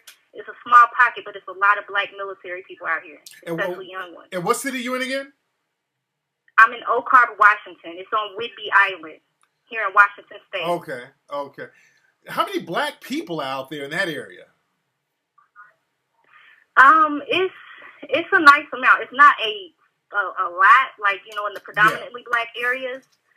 But there's a nice pocket of us. It's about, if I would give you a roundabout number, I mean, it's roughly in the thousands somewhere, but it's not a whole lot of us, but it's enough to get something started. That's right. And you should focus on that. Focus on a small nuclear group of people. I would say reach out a lot on social media sites like Facebook. Add certain people and find out who's friends with other friends who are in that area that you can invite. Really, really work the Facebook hustle. Really get it in on Facebook to find out who's who in that area. That'll give you a sense. And also, when you're on Facebook, you can see if you got some bedwenches or coons that you might want to avoid. Because I know up there in Washington, there's a lot of cooning going on with the brothers and sisters up there. They get with a non-Black person, and that's all they want to do. And ain't nothing wrong with that, but they don't want to build or create no type of economic base. Right. But as long as you get the ball rolling with a small group of people and other people see that you guys get the ball rolling or have the ball rolling and you're actually doing something tangible, other people will want to get on board. Now, what's your main agenda so far? Your short-term goal is what so far? What would you like to get started in the short term? The main focus is for us to build Black wealth. My main calling out here that I want to do, because I'm so passionate about it, is to get that word out that there's these Black businesses out here, because there's a lot of Black businesses out here that we're not aware of. Yeah. It's a lot of entrepreneurs out here because it's a lot of military spouses, and you really don't have a choice but to make your own. I understand that. I understand that, but sister, but I understand that, but when it comes to building Black wealth, see, we got to start being very specific, because we get into this thing where we just talk about these real vague catchphrase terms, and we never go into specifics. So specifically, how do you want to build that wealth? Specifically, I want us to start by first getting a roster of what Black businesses are out here. That's the first thing. And once we do that, I actually have a girlfriend out here that has a company that does marketing and networking with businesses, and she's doing very good with it. She's flourishing. She's done a very good job. She's done quite a few events out here, and I've partnered up with her, and we're doing our thing. So she was actually helping me out with this today. Okay. Now, who's the main person who's organizing this? You're the main organizer, right? Yes. Okay, now let me talk to you. Since you're the main person, since you're going to be in a leadership position, man, I want you to get a pen, because I want to. We need to chop this up, and let me show you how to get down as the leader. All right? Because you got to show by example. Now, what's your name again, sweetie? Nikki? My name is Nikki. Nikki, okay. Nikki, so, for me, for example, what I want to do, something, because people use the term Black Wall Street, but I think it's almost overused at this point, but I want to get like a melanoid street or whatever, melanoid community. So I want to do this pretty soon in the near future. So before I really present things publicly, I like to get a lot of stuff done behind the scenes. Just like with the Hidden Color series, I got a lot of stuff behind the scenes knocked out before I went forward. So, what you do, you got to be very specific. I mean, down to the detail to what you want to do. So, when you say you want to create Black wealth and Black empowerment, what you do, you need to go around that area and find a city block that you could potentially join with other people to purchase. Got that? Okay. Once you find a potential or a few potential city blocks, start doing the kind of research on what type of businesses you could put in that city, in those city blocks. It could be only one big block that you can make pop off. Because like Chinatown, out here in LA, for example, is like basically a few blocks. There's certain part like Little Ethiopia out here in LA. It's basically one long block, but they have their own economic community. So you can even start off with one block, just one block of buildings. Right. Find out, do you want to get like a cleaners, a grocery store, a mobile phone company, a repair shop? Just think of the type of businesses that could be patronized by the people within that community. All right? Right. Be very detailed about that. Also, get your details about who your politicians are to get in your back pocket. That's one thing that we always fuck up and leave out. We got to start thinking about the political aspect of it so nobody in politics will sabotage it. We got to have a politician in our back pocket. Right, absolutely. I agree with you 100%. Yes, indeed. We watched a video today, too, Tariq. Yes. Hidden Colors, the first one. Yes, ma'am. And they really loved that. When it started getting heavy into the Moors, I kind of stopped it because I want them to reach out and get that for themselves and not use the group as a crush for historical information. Yes, indeed. So I told them, I said, we're going to play Hidden Colors 2 and 3 the next go-round. Yeah. And then that Resurrecting Black Wall Street and that 7 a.m. that I saw you review with Dr. Boyce Watkins. Yes, indeed. Yes, indeed. But yeah, but again, those are some of the things you can start off with doing. And you got to be very detailed. And you got to be the detailed person. I want you from this point on to stop talking in vague catchphrase terms and start talking very specifically about what you want to do. Also, start looking into Black accountants that you can use out there to make sure the books are straight, to make sure the money is straight. Also, look for Black lawyers out there that you can utilize. Got it? Okay, got it. Also, start looking for potential Black distributors, or not just Black distributors, but overseas distributors to get wholesale things for. Like if you want to open up a clothing store, start looking for clothing places overseas that you can bring in, not just clothes, but possibly fabrics that you can have people make. You can even open a factory up there that people can make the garments and make the clothes. You can start looking into places in Haiti where you can get raw material, in Africa where you can get raw material, and y'all can manufacture your own things. I can give you a million ideas, but I'm just telling you, this is how detailed you need to be. Got it? Gotcha. So that when when y'all get together, you can put tangible things in people's minds and people can stop talking about, well, we want Black wealth, we want economic freedom. Y'all just start talking all these catchphrases and then nothing gets done. See, we got to start getting specific about what we need to get done. You start there, and then other people will start adding their ideas to the mix. You got it? Okay. And then we can start tangibly getting stuff done instead of making all of these vagaries. Let's tangibly start building this shit. I'm right now looking for places like in Atlanta, for example. I'm talking to real estate people behind the scenes now, looking for areas that we can possibly use out there. A city block is all I need. And I can get other people involved, and I can talk to different brothers and sisters who want to get businesses going. That's why I give people microloans and stuff, because I want to encourage specific businesses that we can utilize and just start getting it done and stop talking about this shit. You feel me? I feel you. Yes, ma'am. So you start right there, and you start chopping it up in the meeting like that, and you'll start getting better responses, and more people will start getting down with the program because now you have a real tangible vision. You feel me? I feel you. Yes, ma'am. And keep me posted on the progress, because I would like to, when y'all get something off the ground, I'll be the first to promote, help out, do whatever I need to do. You feel me? Okay. I feel you. Thanks, Tariq, for the knowledge. I really appreciate it. Thanks for taking my call. Much respect. Yes, indeed. Yes, indeed. Your dad left you 10 G's? Oh, there's a lot you can do with 10 G's, man. A lot you can do with 10 G's. What city you in, brother?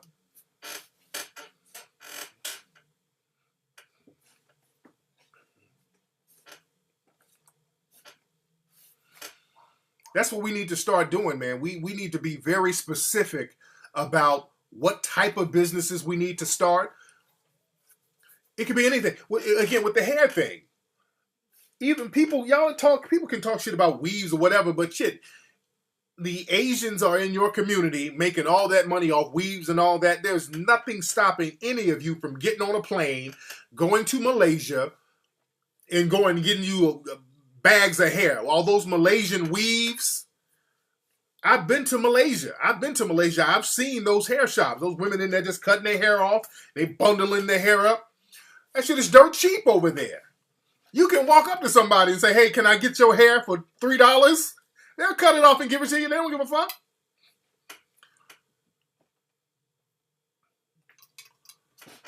Dude, there's so much you can do. You get a nail shop popping out there. Get your own nail shop popping. Yeah, weaves ain't going nowhere. People can, because I say that. I say, look, I don't mind people owning the weave shop. And then I get some of the fake hoteps. Hey, how come you promote weaves? Our sisters don't need that. I'm like, nigga, if you don't shut your fake, broke, dusty, hotep ass, if you ain't building nothing, don't bring nothing to the table. Don't bring your opinion to the table.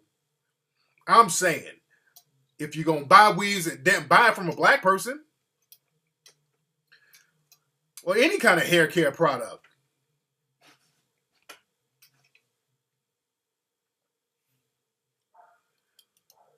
Let's see who we got. What's up? Who's calling? Hello? Hello? Hey, what's up? Who's calling? It's Ike Costa from Bad News. You calling from where? Newport News. Man, where you calling from? Newport News. Newport News. Okay. Now, what's your name again, brother? Dewan? Dewan? No. Stony Brook. Get out of here, you damn nigga! I can't with this nigga. I just can't. All right, let's try somebody else. I can with you, dude. The fuck is you talking about? What's up? Who's calling? Good evening, Tariq. How you doing? Hey, I'm good. Who is this? I'm Bree from New York. Hey, Bree, how are you? I'm great. How are you? I'm good. What's going on? What's on your mind, Bree? Well, I called in maybe like 2 months ago to discuss doing community service. Okay. Working with kids in urban areas. Okay.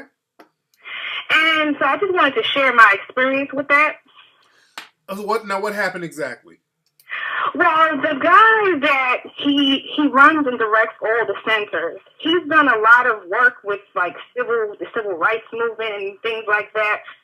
And so he's done like a lot of good work for the community. However, I did notice that he does still have some of the white supremacist views about our children in the community.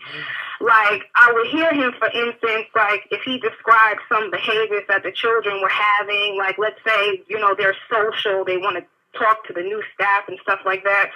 He would like attribute it to like, oh, well, they're probably social because people don't talk to them at home, and they come from these communities, these single parent communities with, the parents are not at home or they're not interested in their stuff, and this is why the kids don't come. And so I just kind of figured like, why wouldn't you just attribute that to just, that's just how the child is, right. Instead of assuming it has something to do with the negative things that's supposedly in that community.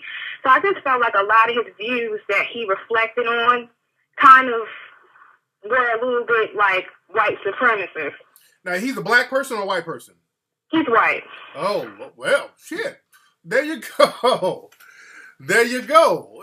Look, these white supremacists, you got to understand, just because they are helping the little Negro children, I don't know what makes black people think that these people are not still white supremacists. Those are some of the biggest ones. They love helping little poor, disenfranchised Negro children. That makes them feel grand. And they can front like they ain't just like the other racist white supremacists.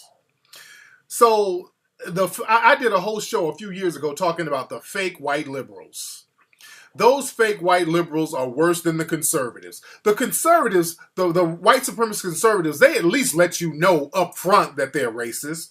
The fake white liberals try to pat themselves on the back because they done threw a couple of chicken wings to some black folks. They see, I'm not racist. If I was racist, I wouldn't feed these little Negroes, now would I? It's that type of thing. Typical fake white supremacist liberal, nothing more, nothing less. Get those kids away from his ass. I do not subscribe to those fake liberals. They are the worst, and they are real damaging. It's that whole Blind Side thing. The movie The Blind Side, that chick who had brought in the little poor black boy, that chick, her views are real racist too. I called some of her shit out with some shit she did in real life recently. I remember you did a show about that. You talked about that on your show. Yeah. We got to stop going for that. The nice slave owner. You understand? Just because the slave owner had sex with you don't mean he wasn't a slave owner. All slave owners don't beat their slaves. So we got to stop giving our children over to these so-called civil rights leaders who happen to be white supremacists and these people who want to help our black kids, because you don't know what they're doing to kids.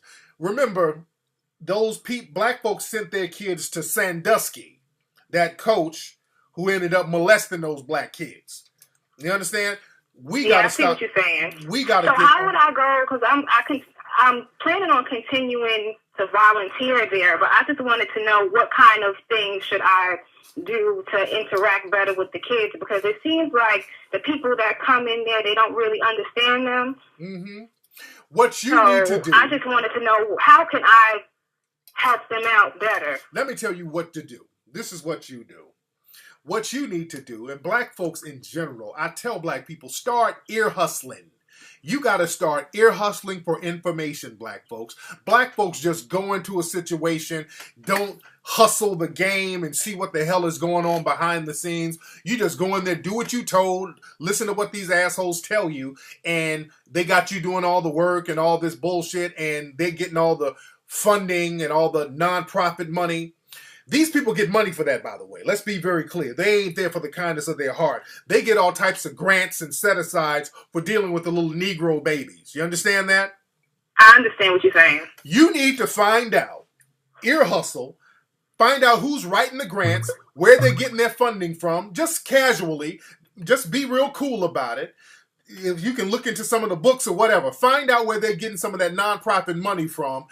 Take your ass to go find a lawyer to open up your own nonprofit, and you get some of that funding, and you open up a center, and you and other people start helping those children out, just like I did with my nonprofit. I got Melanoid Nation. I'd be damned if I'm working for a white supremacist doing a nonprofit and all that. And also, I'm trying to get some stuff going on in Africa, and people telling me all of these other little white supremacist, suspected white supremacist nonprofit organizations I can link up with. Hell no. I got my own.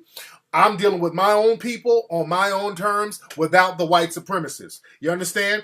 Get your own nonprofit going, and you deal with them, and you get that money to help those kids. You feel me? I feel you. Thank you for the advice, Tariq. Thank you, dear. Yo, there's all types of money earmarked for that type of thing. Now, I really don't take too much federal money. All my money we get from Melanoid Nation is from donations, because I don't want nobody telling us what to do with our money at all. You understand? That's why we help out a lot of daycare centers. We help out a lot of black businesses. We're very specific. And a lot of times they ain't trying to get too much federal money for that. You dig? So we get all of our money basically from donations from the people, which is fine.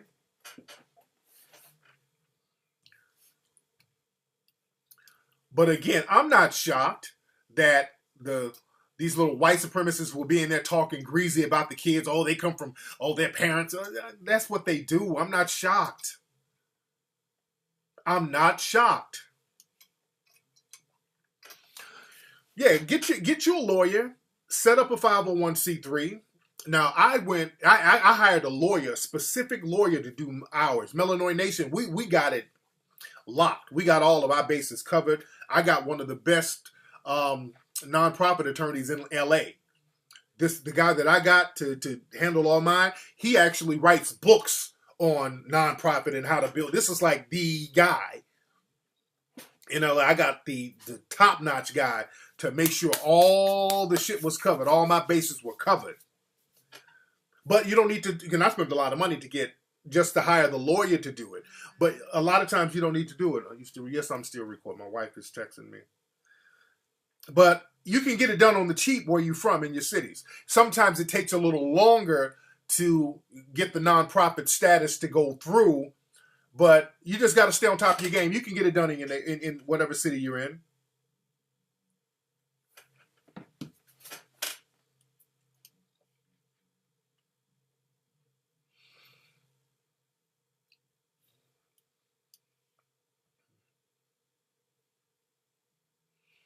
Yeah, LegalZoom, all that stuff.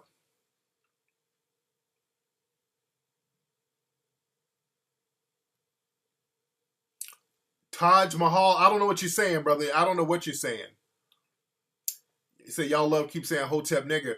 Well, we're saying very specifically, a Hotep nigga is somebody who don't really understand what Hotep means. The word Hotep is not a bad thing. It's a, peace be upon you. It's a very respectful word.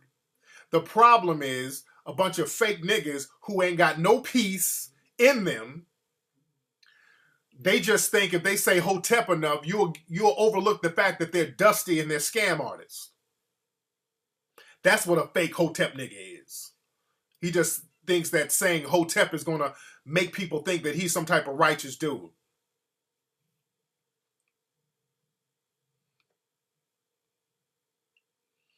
I got that, Woozy. You don't have to repeat the same thing over and over, Woozy. I got it. What's up? Who's calling? Hey, this is David. I'm calling from New Jersey. David from New Jersey. What's on your mind, David? I had this idea. Hold on, let me turn my radio down. Yeah. I had this idea. I'm coming just home from college, and I just had this idea that, like, I was looking at the market, right? And I was thinking, like, you had an idea for what? Well, you had an idea for what now?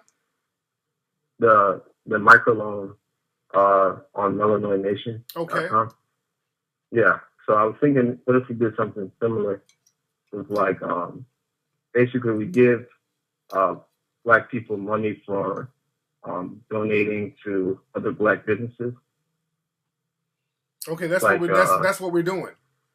No, but I'm saying like we give people like prizes for donating money to Black businesses, and at the end of each month, like we give them like prizes for it. So like whoever donates the most to a certain Black business gets a certain prize, and we add up, like all the prizes at the end of the year, and that person gets an award. Something. I don't know, brother. I don't know. That don't really sound like a fun idea. That just sounds like, I don't know. That just sounds like, I'm not really. I mean, I just think that I feel like you bring something to the table. I just don't see how that would, that just sounds like some shit. I don't know. It sounds like you kind of got high and said, okay. No, I didn't get high. I'm like, okay. I just made it. I'm like, you trying to be, it's like the Price is Right. Okay, everybody, you just donated $20, you're going to get a new car. No, it's not like that. I just made it a chart. Like what kind of prizes, by the way? What kind of prizes? Well, like perhaps cash prizes. Okay. Like, it's like if you, like you have to explain like how much donate to specific Black business, and then you can get like maybe like $1,000 or something. I don't know. Okay, brother. And then like it'll become like a competition to see how how much a person can donate to a specific business. Okay, brother, that's not a good idea. That just doesn't sound. It just sounds like a bunch of extra shit. It just sounds extremely extra. I'm not following, and that's the thing, brother. It sounds like you done smoked some and said, "Okay, let me just." I don't get that. That's the thing, man. Y'all can't be coming. Y'all can't bring shit to the table. That's why we need a think tank, man. All right, I made a like Excel chart, and I send it to You made an Excel chart, Yeah. so I'm still not following that. Okay, so somebody donate $100, then they get $100? No, like say like the business you were talking about in Chicago, like Voodoo Wings, right? Say somebody donated like $50 every week to that business. To Voodoo Wings, okay. Yeah. So like $50 every week, that'd be $2,000. So we look at who else has donated to that business, and say that person that donated $50 every week, that person would win for that month, and then for that month they would get a cash prize in return. So what would the cash prize be? I'm not sure yet. It would depend on how much anything. Donated. You get a new belt buckle. Hey! Yeah. Oh, this is not a regular belt buckle. This buckle has rhinestones with a dollar bill inside of it. Oh, and also with the belt buckle, you get a snakeskin belt. Oh, it's just not any snakeskin belt. It's a snakes from the Amazon River. And you also get a package of weave. Not just any weave. You get Malaysian yaki weave. Also, you're going to get a skunk skin coat. It doesn't have to be a prize. It could be an award just for donating. Okay. You know? Or just for funding like this. Okay, brother. Okay, brother. That way it doesn't sound like the press is right. Okay. All right, brother. Thank you for the call. All right, brother. Look, people, please don't call my show and get high with your ideas. This is why I'm going to have a think tank. I'm trying to figure out how to set it up. I want to do like a show like on Ustream, but have a think tank where everybody comes in with their ideas. You got to pay to get in the room, though. So everybody and their mama ain't smoking a blunt coming in with their ideas. And I respect my man's ambition. But if you want to bring some shit like that to the table, you're going to have to pay. It costs you to bring a Price is Right idea to the table. That's why we need the think tank page. I'm trying to figure out how to do a Ustream with only the think tank members, where you can pay to come in the room and we can sit down and really flesh out some real ideas, so nobody will bring out the Renum Spoons idea. That's Renum Spoons. That's Renum Spoons. This is why I want to do the thing. I really, really, really want to do the think tank. That will alleviate a lot of weed ideas, man. It really would. Oh, God. My Lord. Where my Atlanta people at? Where my Atlanta people? I'm trying to get I'm trying to buy a property down in Atlanta. Speaking of Atlanta, all my Atlanta people, where is a good spot? I want to get rental property first, just to kind of test the waters in Atlanta. I've been looking for rental properties. Just want to get a little rental property out there in Atlanta to kind of test the waters. Okay, this is my wife. What's up, sweetheart? I'm live, baby. What you need? I know that. Where the babies? They in the car? Hold on. Now, my wife, I got to get my babies out the car real quick. Hold on. Let me play something for y'all real quick. Let me play something, because I don't want to go nowhere. I still want to chop up game with the family. But let me see what I can play for y'all real quick. While I got to get my babies out the car and the groceries. My wife went and got some groceries. Hold on 1 second. Let me see what I can play for y'all. I'll play an old Crispy episode, the Crispy Puppet Show. I do that. All right. So let me do this. Let me get that. What's a place, a good area in Atlanta to get a nice rental spot? Not too high, just something for around 100,000. In Atlanta, I want something in the perimeter though. Inside the perimeter, inside of 285, not outside 285. Think about that. Let me play this. I'll be right back. I got to get my kids out the car real quick. I'll be right back. Wanna see a person who hates his race and you're looking high and low? Well, look no further, you're in the right place. Welcome to the Crispy Show. What up, everybody? What up, everybody? How you doing, boys and girls? It's Crispy and the Crispy Show, everybody! And I'm broadcasting again from the Struggle Mansion. How you doing, everybody? Anyway, everybody, today's show, everybody, is brought to you by the letter B, everybody. And what are some of the words that start with the letter B, everybody? Well, bald spot. That's one of the words that start with the letter B. See, Crispy has a bald spot coming in because I'm losing my hair, everybody. What are some other words that start with the letter B, everybody? Black bitches. You know Crispy hates those raggedy black bitches, don't you, everybody? What are some other words that start with the letter B, everybody? Beat down. Because Crispy will beat down one of these raggedy black bitches, everybody! Anyway, though, everybody, on a serious note, everybody, last week, Crispy had a little drug relapse, everybody. I was live on the air, and I had a drug relapse, everybody, and I said and did some things that were not conducive to the way a puppet should act on the air, everybody. I conducted myself a certain way, everybody, and I said certain things, everybody, that I should not have said, everybody. And Crispy would like to apologize, everybody. I will try my best not to conduct myself in that manner again, everybody. But you have to understand, everybody, that the root of some of the anger that I have, everybody, and the root of some of my drug use, everybody, I suffer from premature hair loss, everybody. That's right, everybody. I have what's called a fucked up hairline, everybody.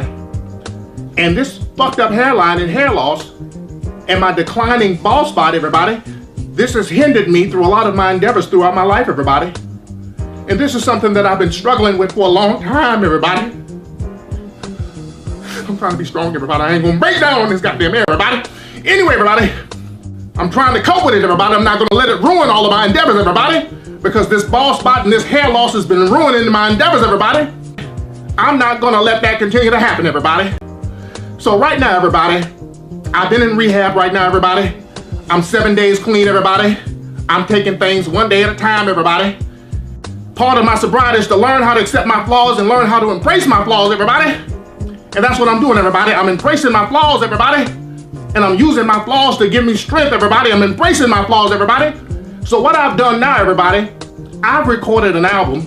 The name of the album is called Moist After Midnight, everybody. And the first single and video from the album is a song I just recorded called My Bald Spot's Calling, everybody. Now sit back and I hope you enjoy, everybody.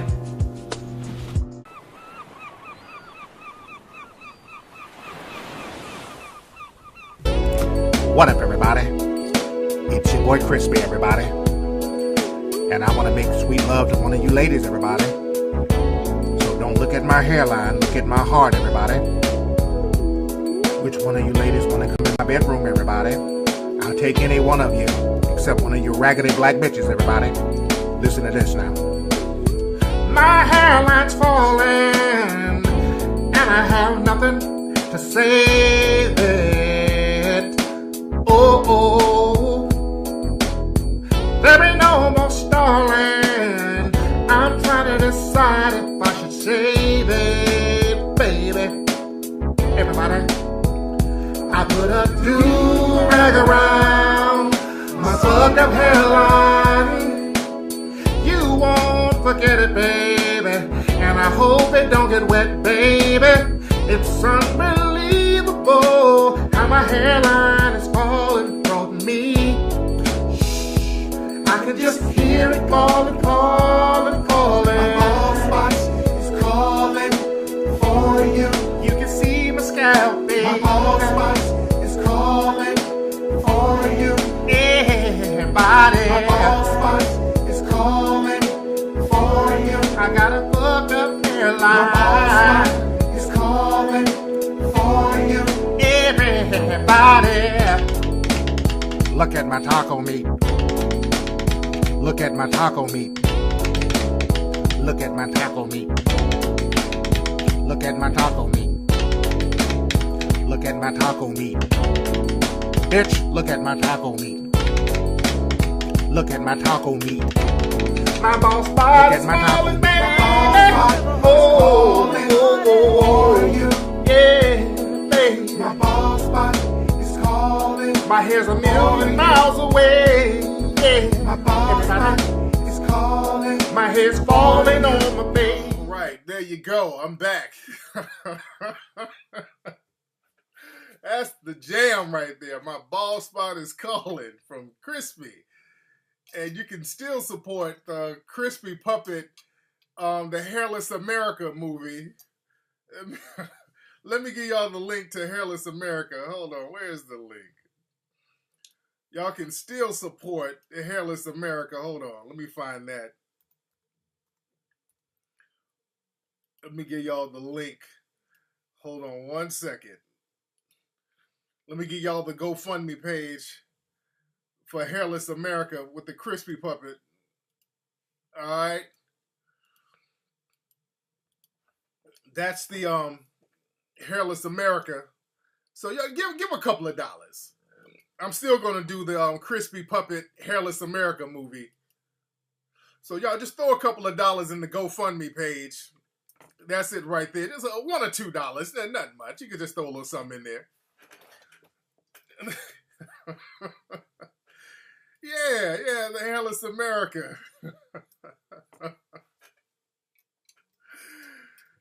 Yeah, throw a couple of. I got some new Crispy episodes coming soon. I got some new Crispy episodes coming soon, so you guys stay tuned for that. But yeah, I gotta find out some spots in Atlanta to get something going. If I get something going, I'll probably get it in Atlanta because Atlanta's a central spot where you got different types of black people who are pretty upwardly mobile. I gotta look into Dallas too, but most likely Atlanta. Atlanta is more like a hub where I think we can really get something going.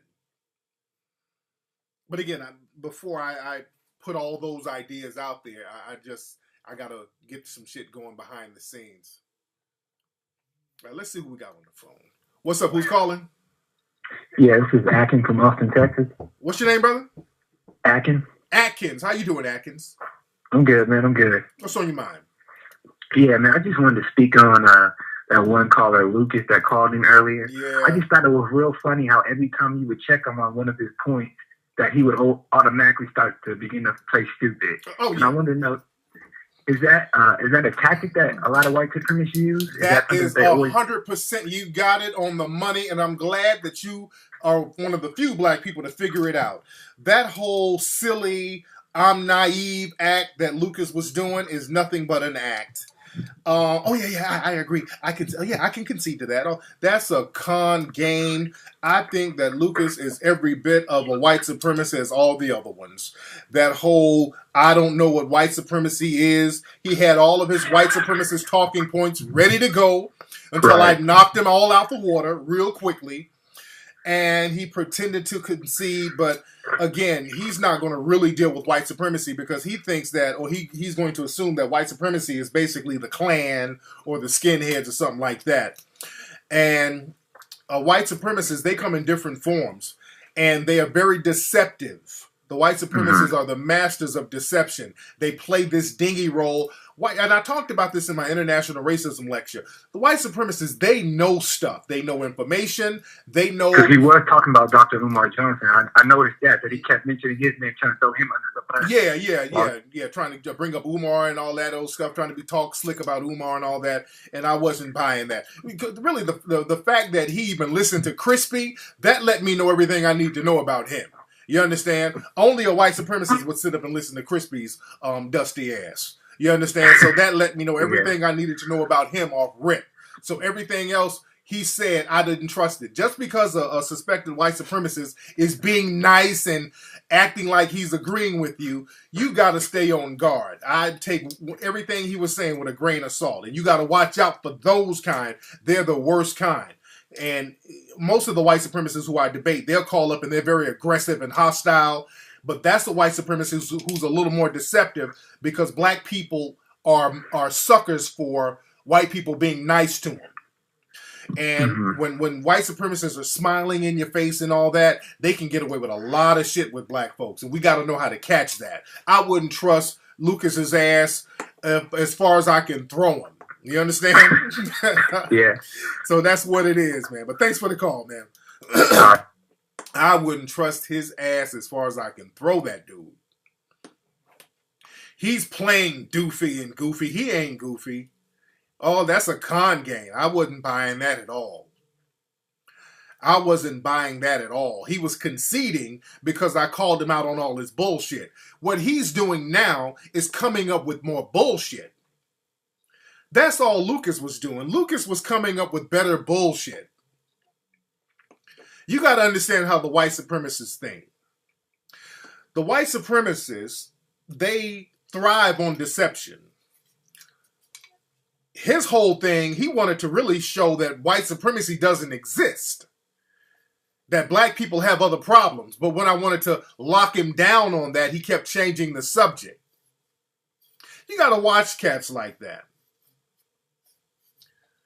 See, what he wants to do, Lucas and people like Lucas, they see that their old talking points are easily debunked when they come across people like me or Umar. That's why he's talking about with you and Umar. Because me and Umar, people like that, we can debunk your bullshit just like that. All your good little talking points, just like that bullshit. Well, only 2% of whites own slaves. Why even bring that up, by the way? That he was just waiting to throw that bullshit ass talking point out, and I knocked that out of the water.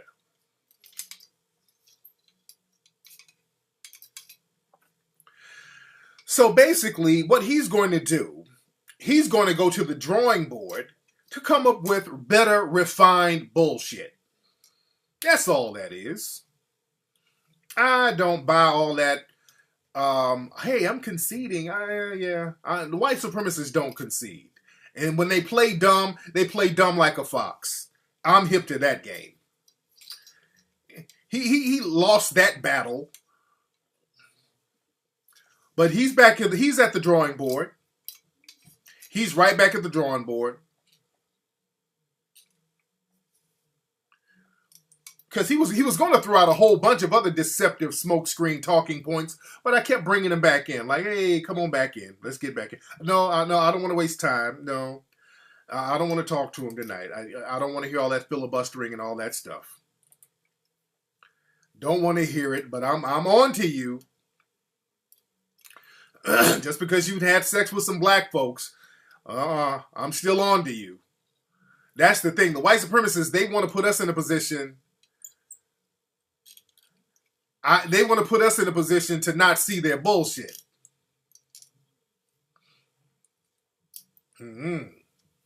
Let's see who this is. What's up? Who's calling? Hi, is this Tariq? This is Tariq. Oh, hi. This is Independent Thought from Detroit. Independent Thought from Detroit. How you doing, family? I'm doing good. What's going on? Basically,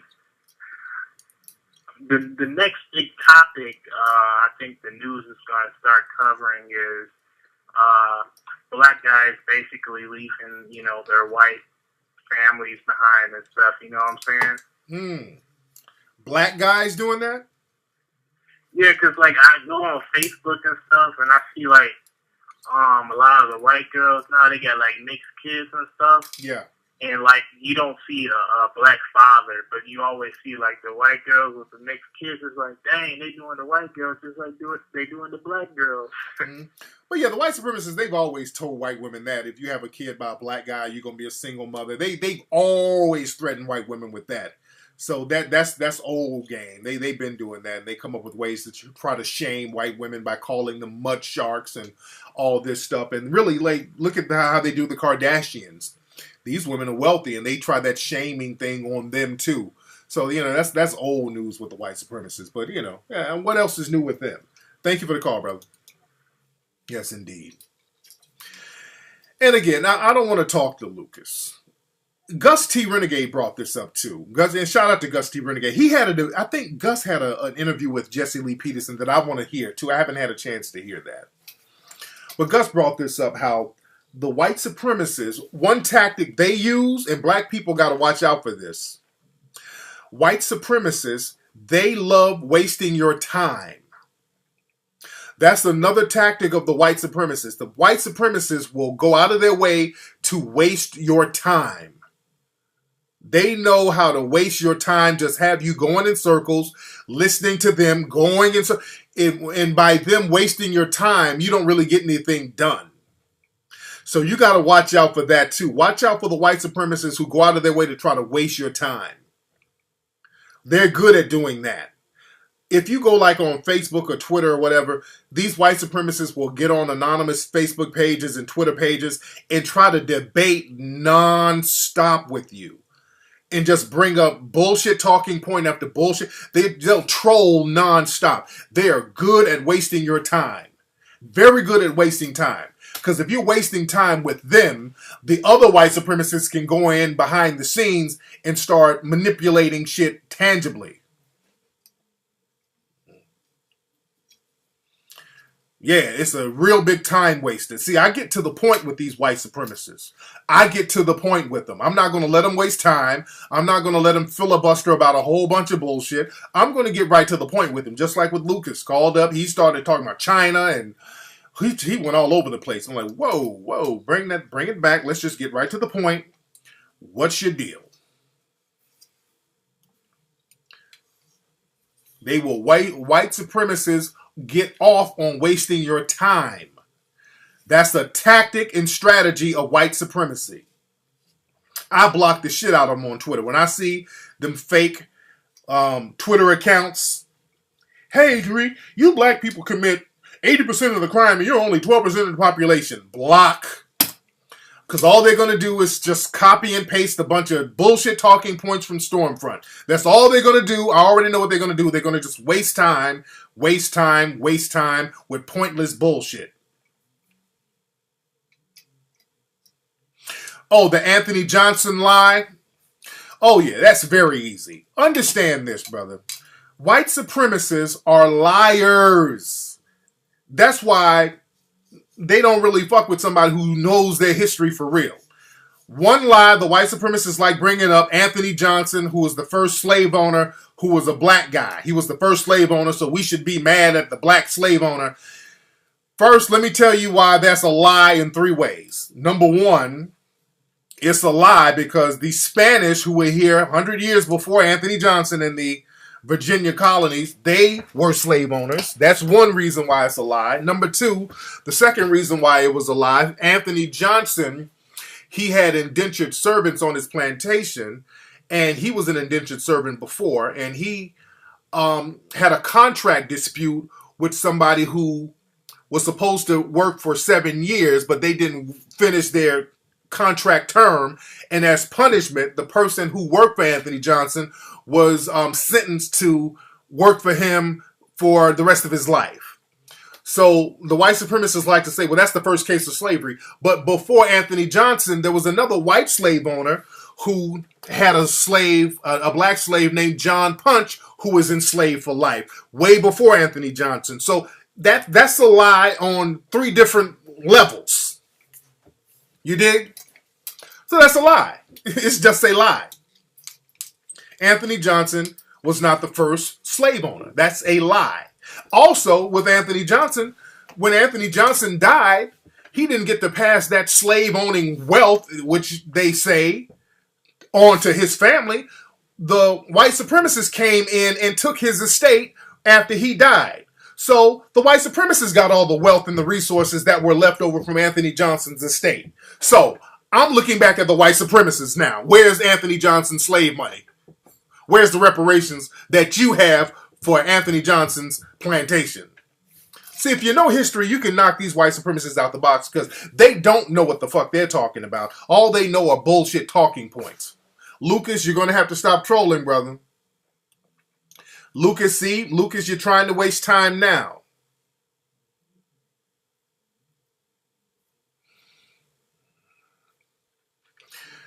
Did y'all see that bullshit with Evander Holyfield and Mitt Romney? Was that Mitt Romney? Lord Evander Holyfield, what happened, brother? That was some sad shit, man. That was some sad shit. Watching Evander Holyfield. And that's how they want Negroes. black fighters, you make millions of dollars, they manipulate your money from you, and now you up here doing goofy ass fights where you got to take a dive to Mitt Romney. You gotta sit your big black ass up here and act like Mitt Romney knocked you out. That's some sad shit.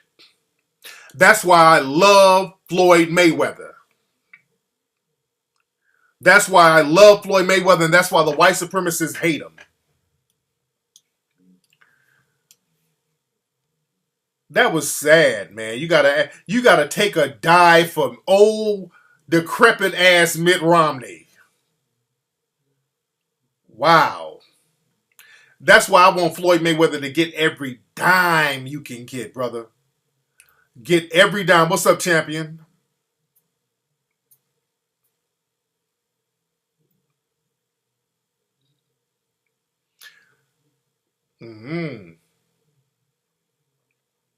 They love that. They love a docile Negro that they can wheel out and have him do tricks like a pet.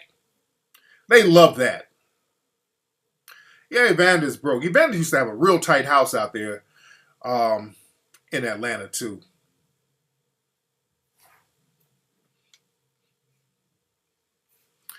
Let's see who we got. What's up? Who's calling? Hey, what's going on, bro? What's up? Who's this? This is Steve in Houston, man. Steve in Houston. What's on your mind, brother? What's that? What's on your mind, Steve? Talk to me, player. Oh, man, you know what? I'm not going to hold you up, man. This is a two-parter, man. I know your patience is legendary, man. Yes, indeed. The first one is, I know you've been talking about vending machine businesses, man. Like, what is the success rate from the experiences that you've heard from the people that you know, whatever, that have invested in vending machines? To be honest, I don't know too much about that. But I do know that it's really about who you can cut a deal with to get a vending machine in some of their locations. Like you can get a vending machine at a high volume barbershop or medical center, or even a school would be ideal. But usually the schools or places like hospitals and places of that nature, they get like contracts or people bidding on contracts to put their vending machines there. So it's really based on who you can cut a deal with to get your vending machines located with. That's the real deal, and you got to really negotiate that. That's what it's all about. You can go buy a vending machine now, but where you place it is the most important thing, and you got to be able to find somebody that's willing to cut a deal with you that hasn't already cut a deal already. You understand? So it all depends on your mouthpiece, basically. Yeah, it depends on your mouthpiece, and yeah, just really what they want for it. You dig? It just really depends on your mouthpiece and who you can cut a deal with, and who's willing to do business with you. So when you get the vending machine into somebody's business, you have to pay them like a monthly. Okay. Oh yeah. Like, that's the reason. That's the reason why they're gonna let you have it. Like if I'm running a business and you come up, hey man, can I put my vending machine in your business? Like no. You know, for what? Yeah, unless you're paying me. Yeah, true that. Yeah, so why am I letting you put your big ass snack machine in my business? You know, give me $300. Give me $300 a month. Give me $500 a month, or whatever. You dig? I'm just giving an example. I'm just giving. It's probably not that much, but it might be a couple of $100 a month. Who knows? But it just really depends. And I would say start with a barbershop or a beauty salon. Somebody in your neighborhood who has a beauty salon, which is high volume. Say, hey, let me give you a couple of $100 a month to keep my vending machine in here, and they should be cool with that if they don't have one already. And that's extra money for them. You feel me? I appreciate that, man. My second one is, are there any resume building sites that you would recommend? Resume building sites. There's people, you know, you can go to Craigslist and find people who can build your resume for you. Just go to Craigslist and post up, hey, can somebody do a good resume? Send me some examples. You'll find about 100 people in a day. Man, cool. I appreciate that, bro. Much respect, man. Yes, indeed. All right, let me get up here with my babies and my wife and my childrens. It's been fun, family. It has been fun. Don't forget, everybody, go to TariqElite.com to get the new Melanin shirts. They're selling like hotcakes. Get the Melanoid Nation shirts there as well. Go to TariqLive.com to get tickets to join me on tour this summer. If you people would like to book me in July or late June. After June, I'm not doing any more lectures for a couple of months, I think, because I really got to focus on Hidden Colors. After July. I'm really going to be focused on Hidden Colors. So a lot of people I think they want to book me for lectures later on this year, but I kind of just want to focus on doing the Hidden Colors film and getting that knocked out. But I do want to get a lot of stuff knocked out this summer. So this summer, especially July, if you guys, you're at a school, you want to book me to come to your place, make it happen. You got until July. We're going to make it happen in July. I'm going to be on the road. I'm knocking all these cities out in July. Go to TariqLive.com. TariqLive.com for information to book me. Y'all use some of your trapping money, use some of your tricking money. Y'all got money to bring me on out. It's real simple. The rates are on my website, TariqLive.com. All you need is a venue. Hook up with the radio stations or whatever. We can make it happen. Damn near all my lectures are sold out. It's almost a guaranteed success. So go to TariqLive.com. Let's make it happen. And all my people, we're going to be in Atlanta possibly July 11th. That's going to be a real big one. And I keep you posted on that. We're finalizing the venue information this week. So I'll give you guys all that information pretty soon. All right, y'all. I'm up out of here. Y'all have a good night. Peace.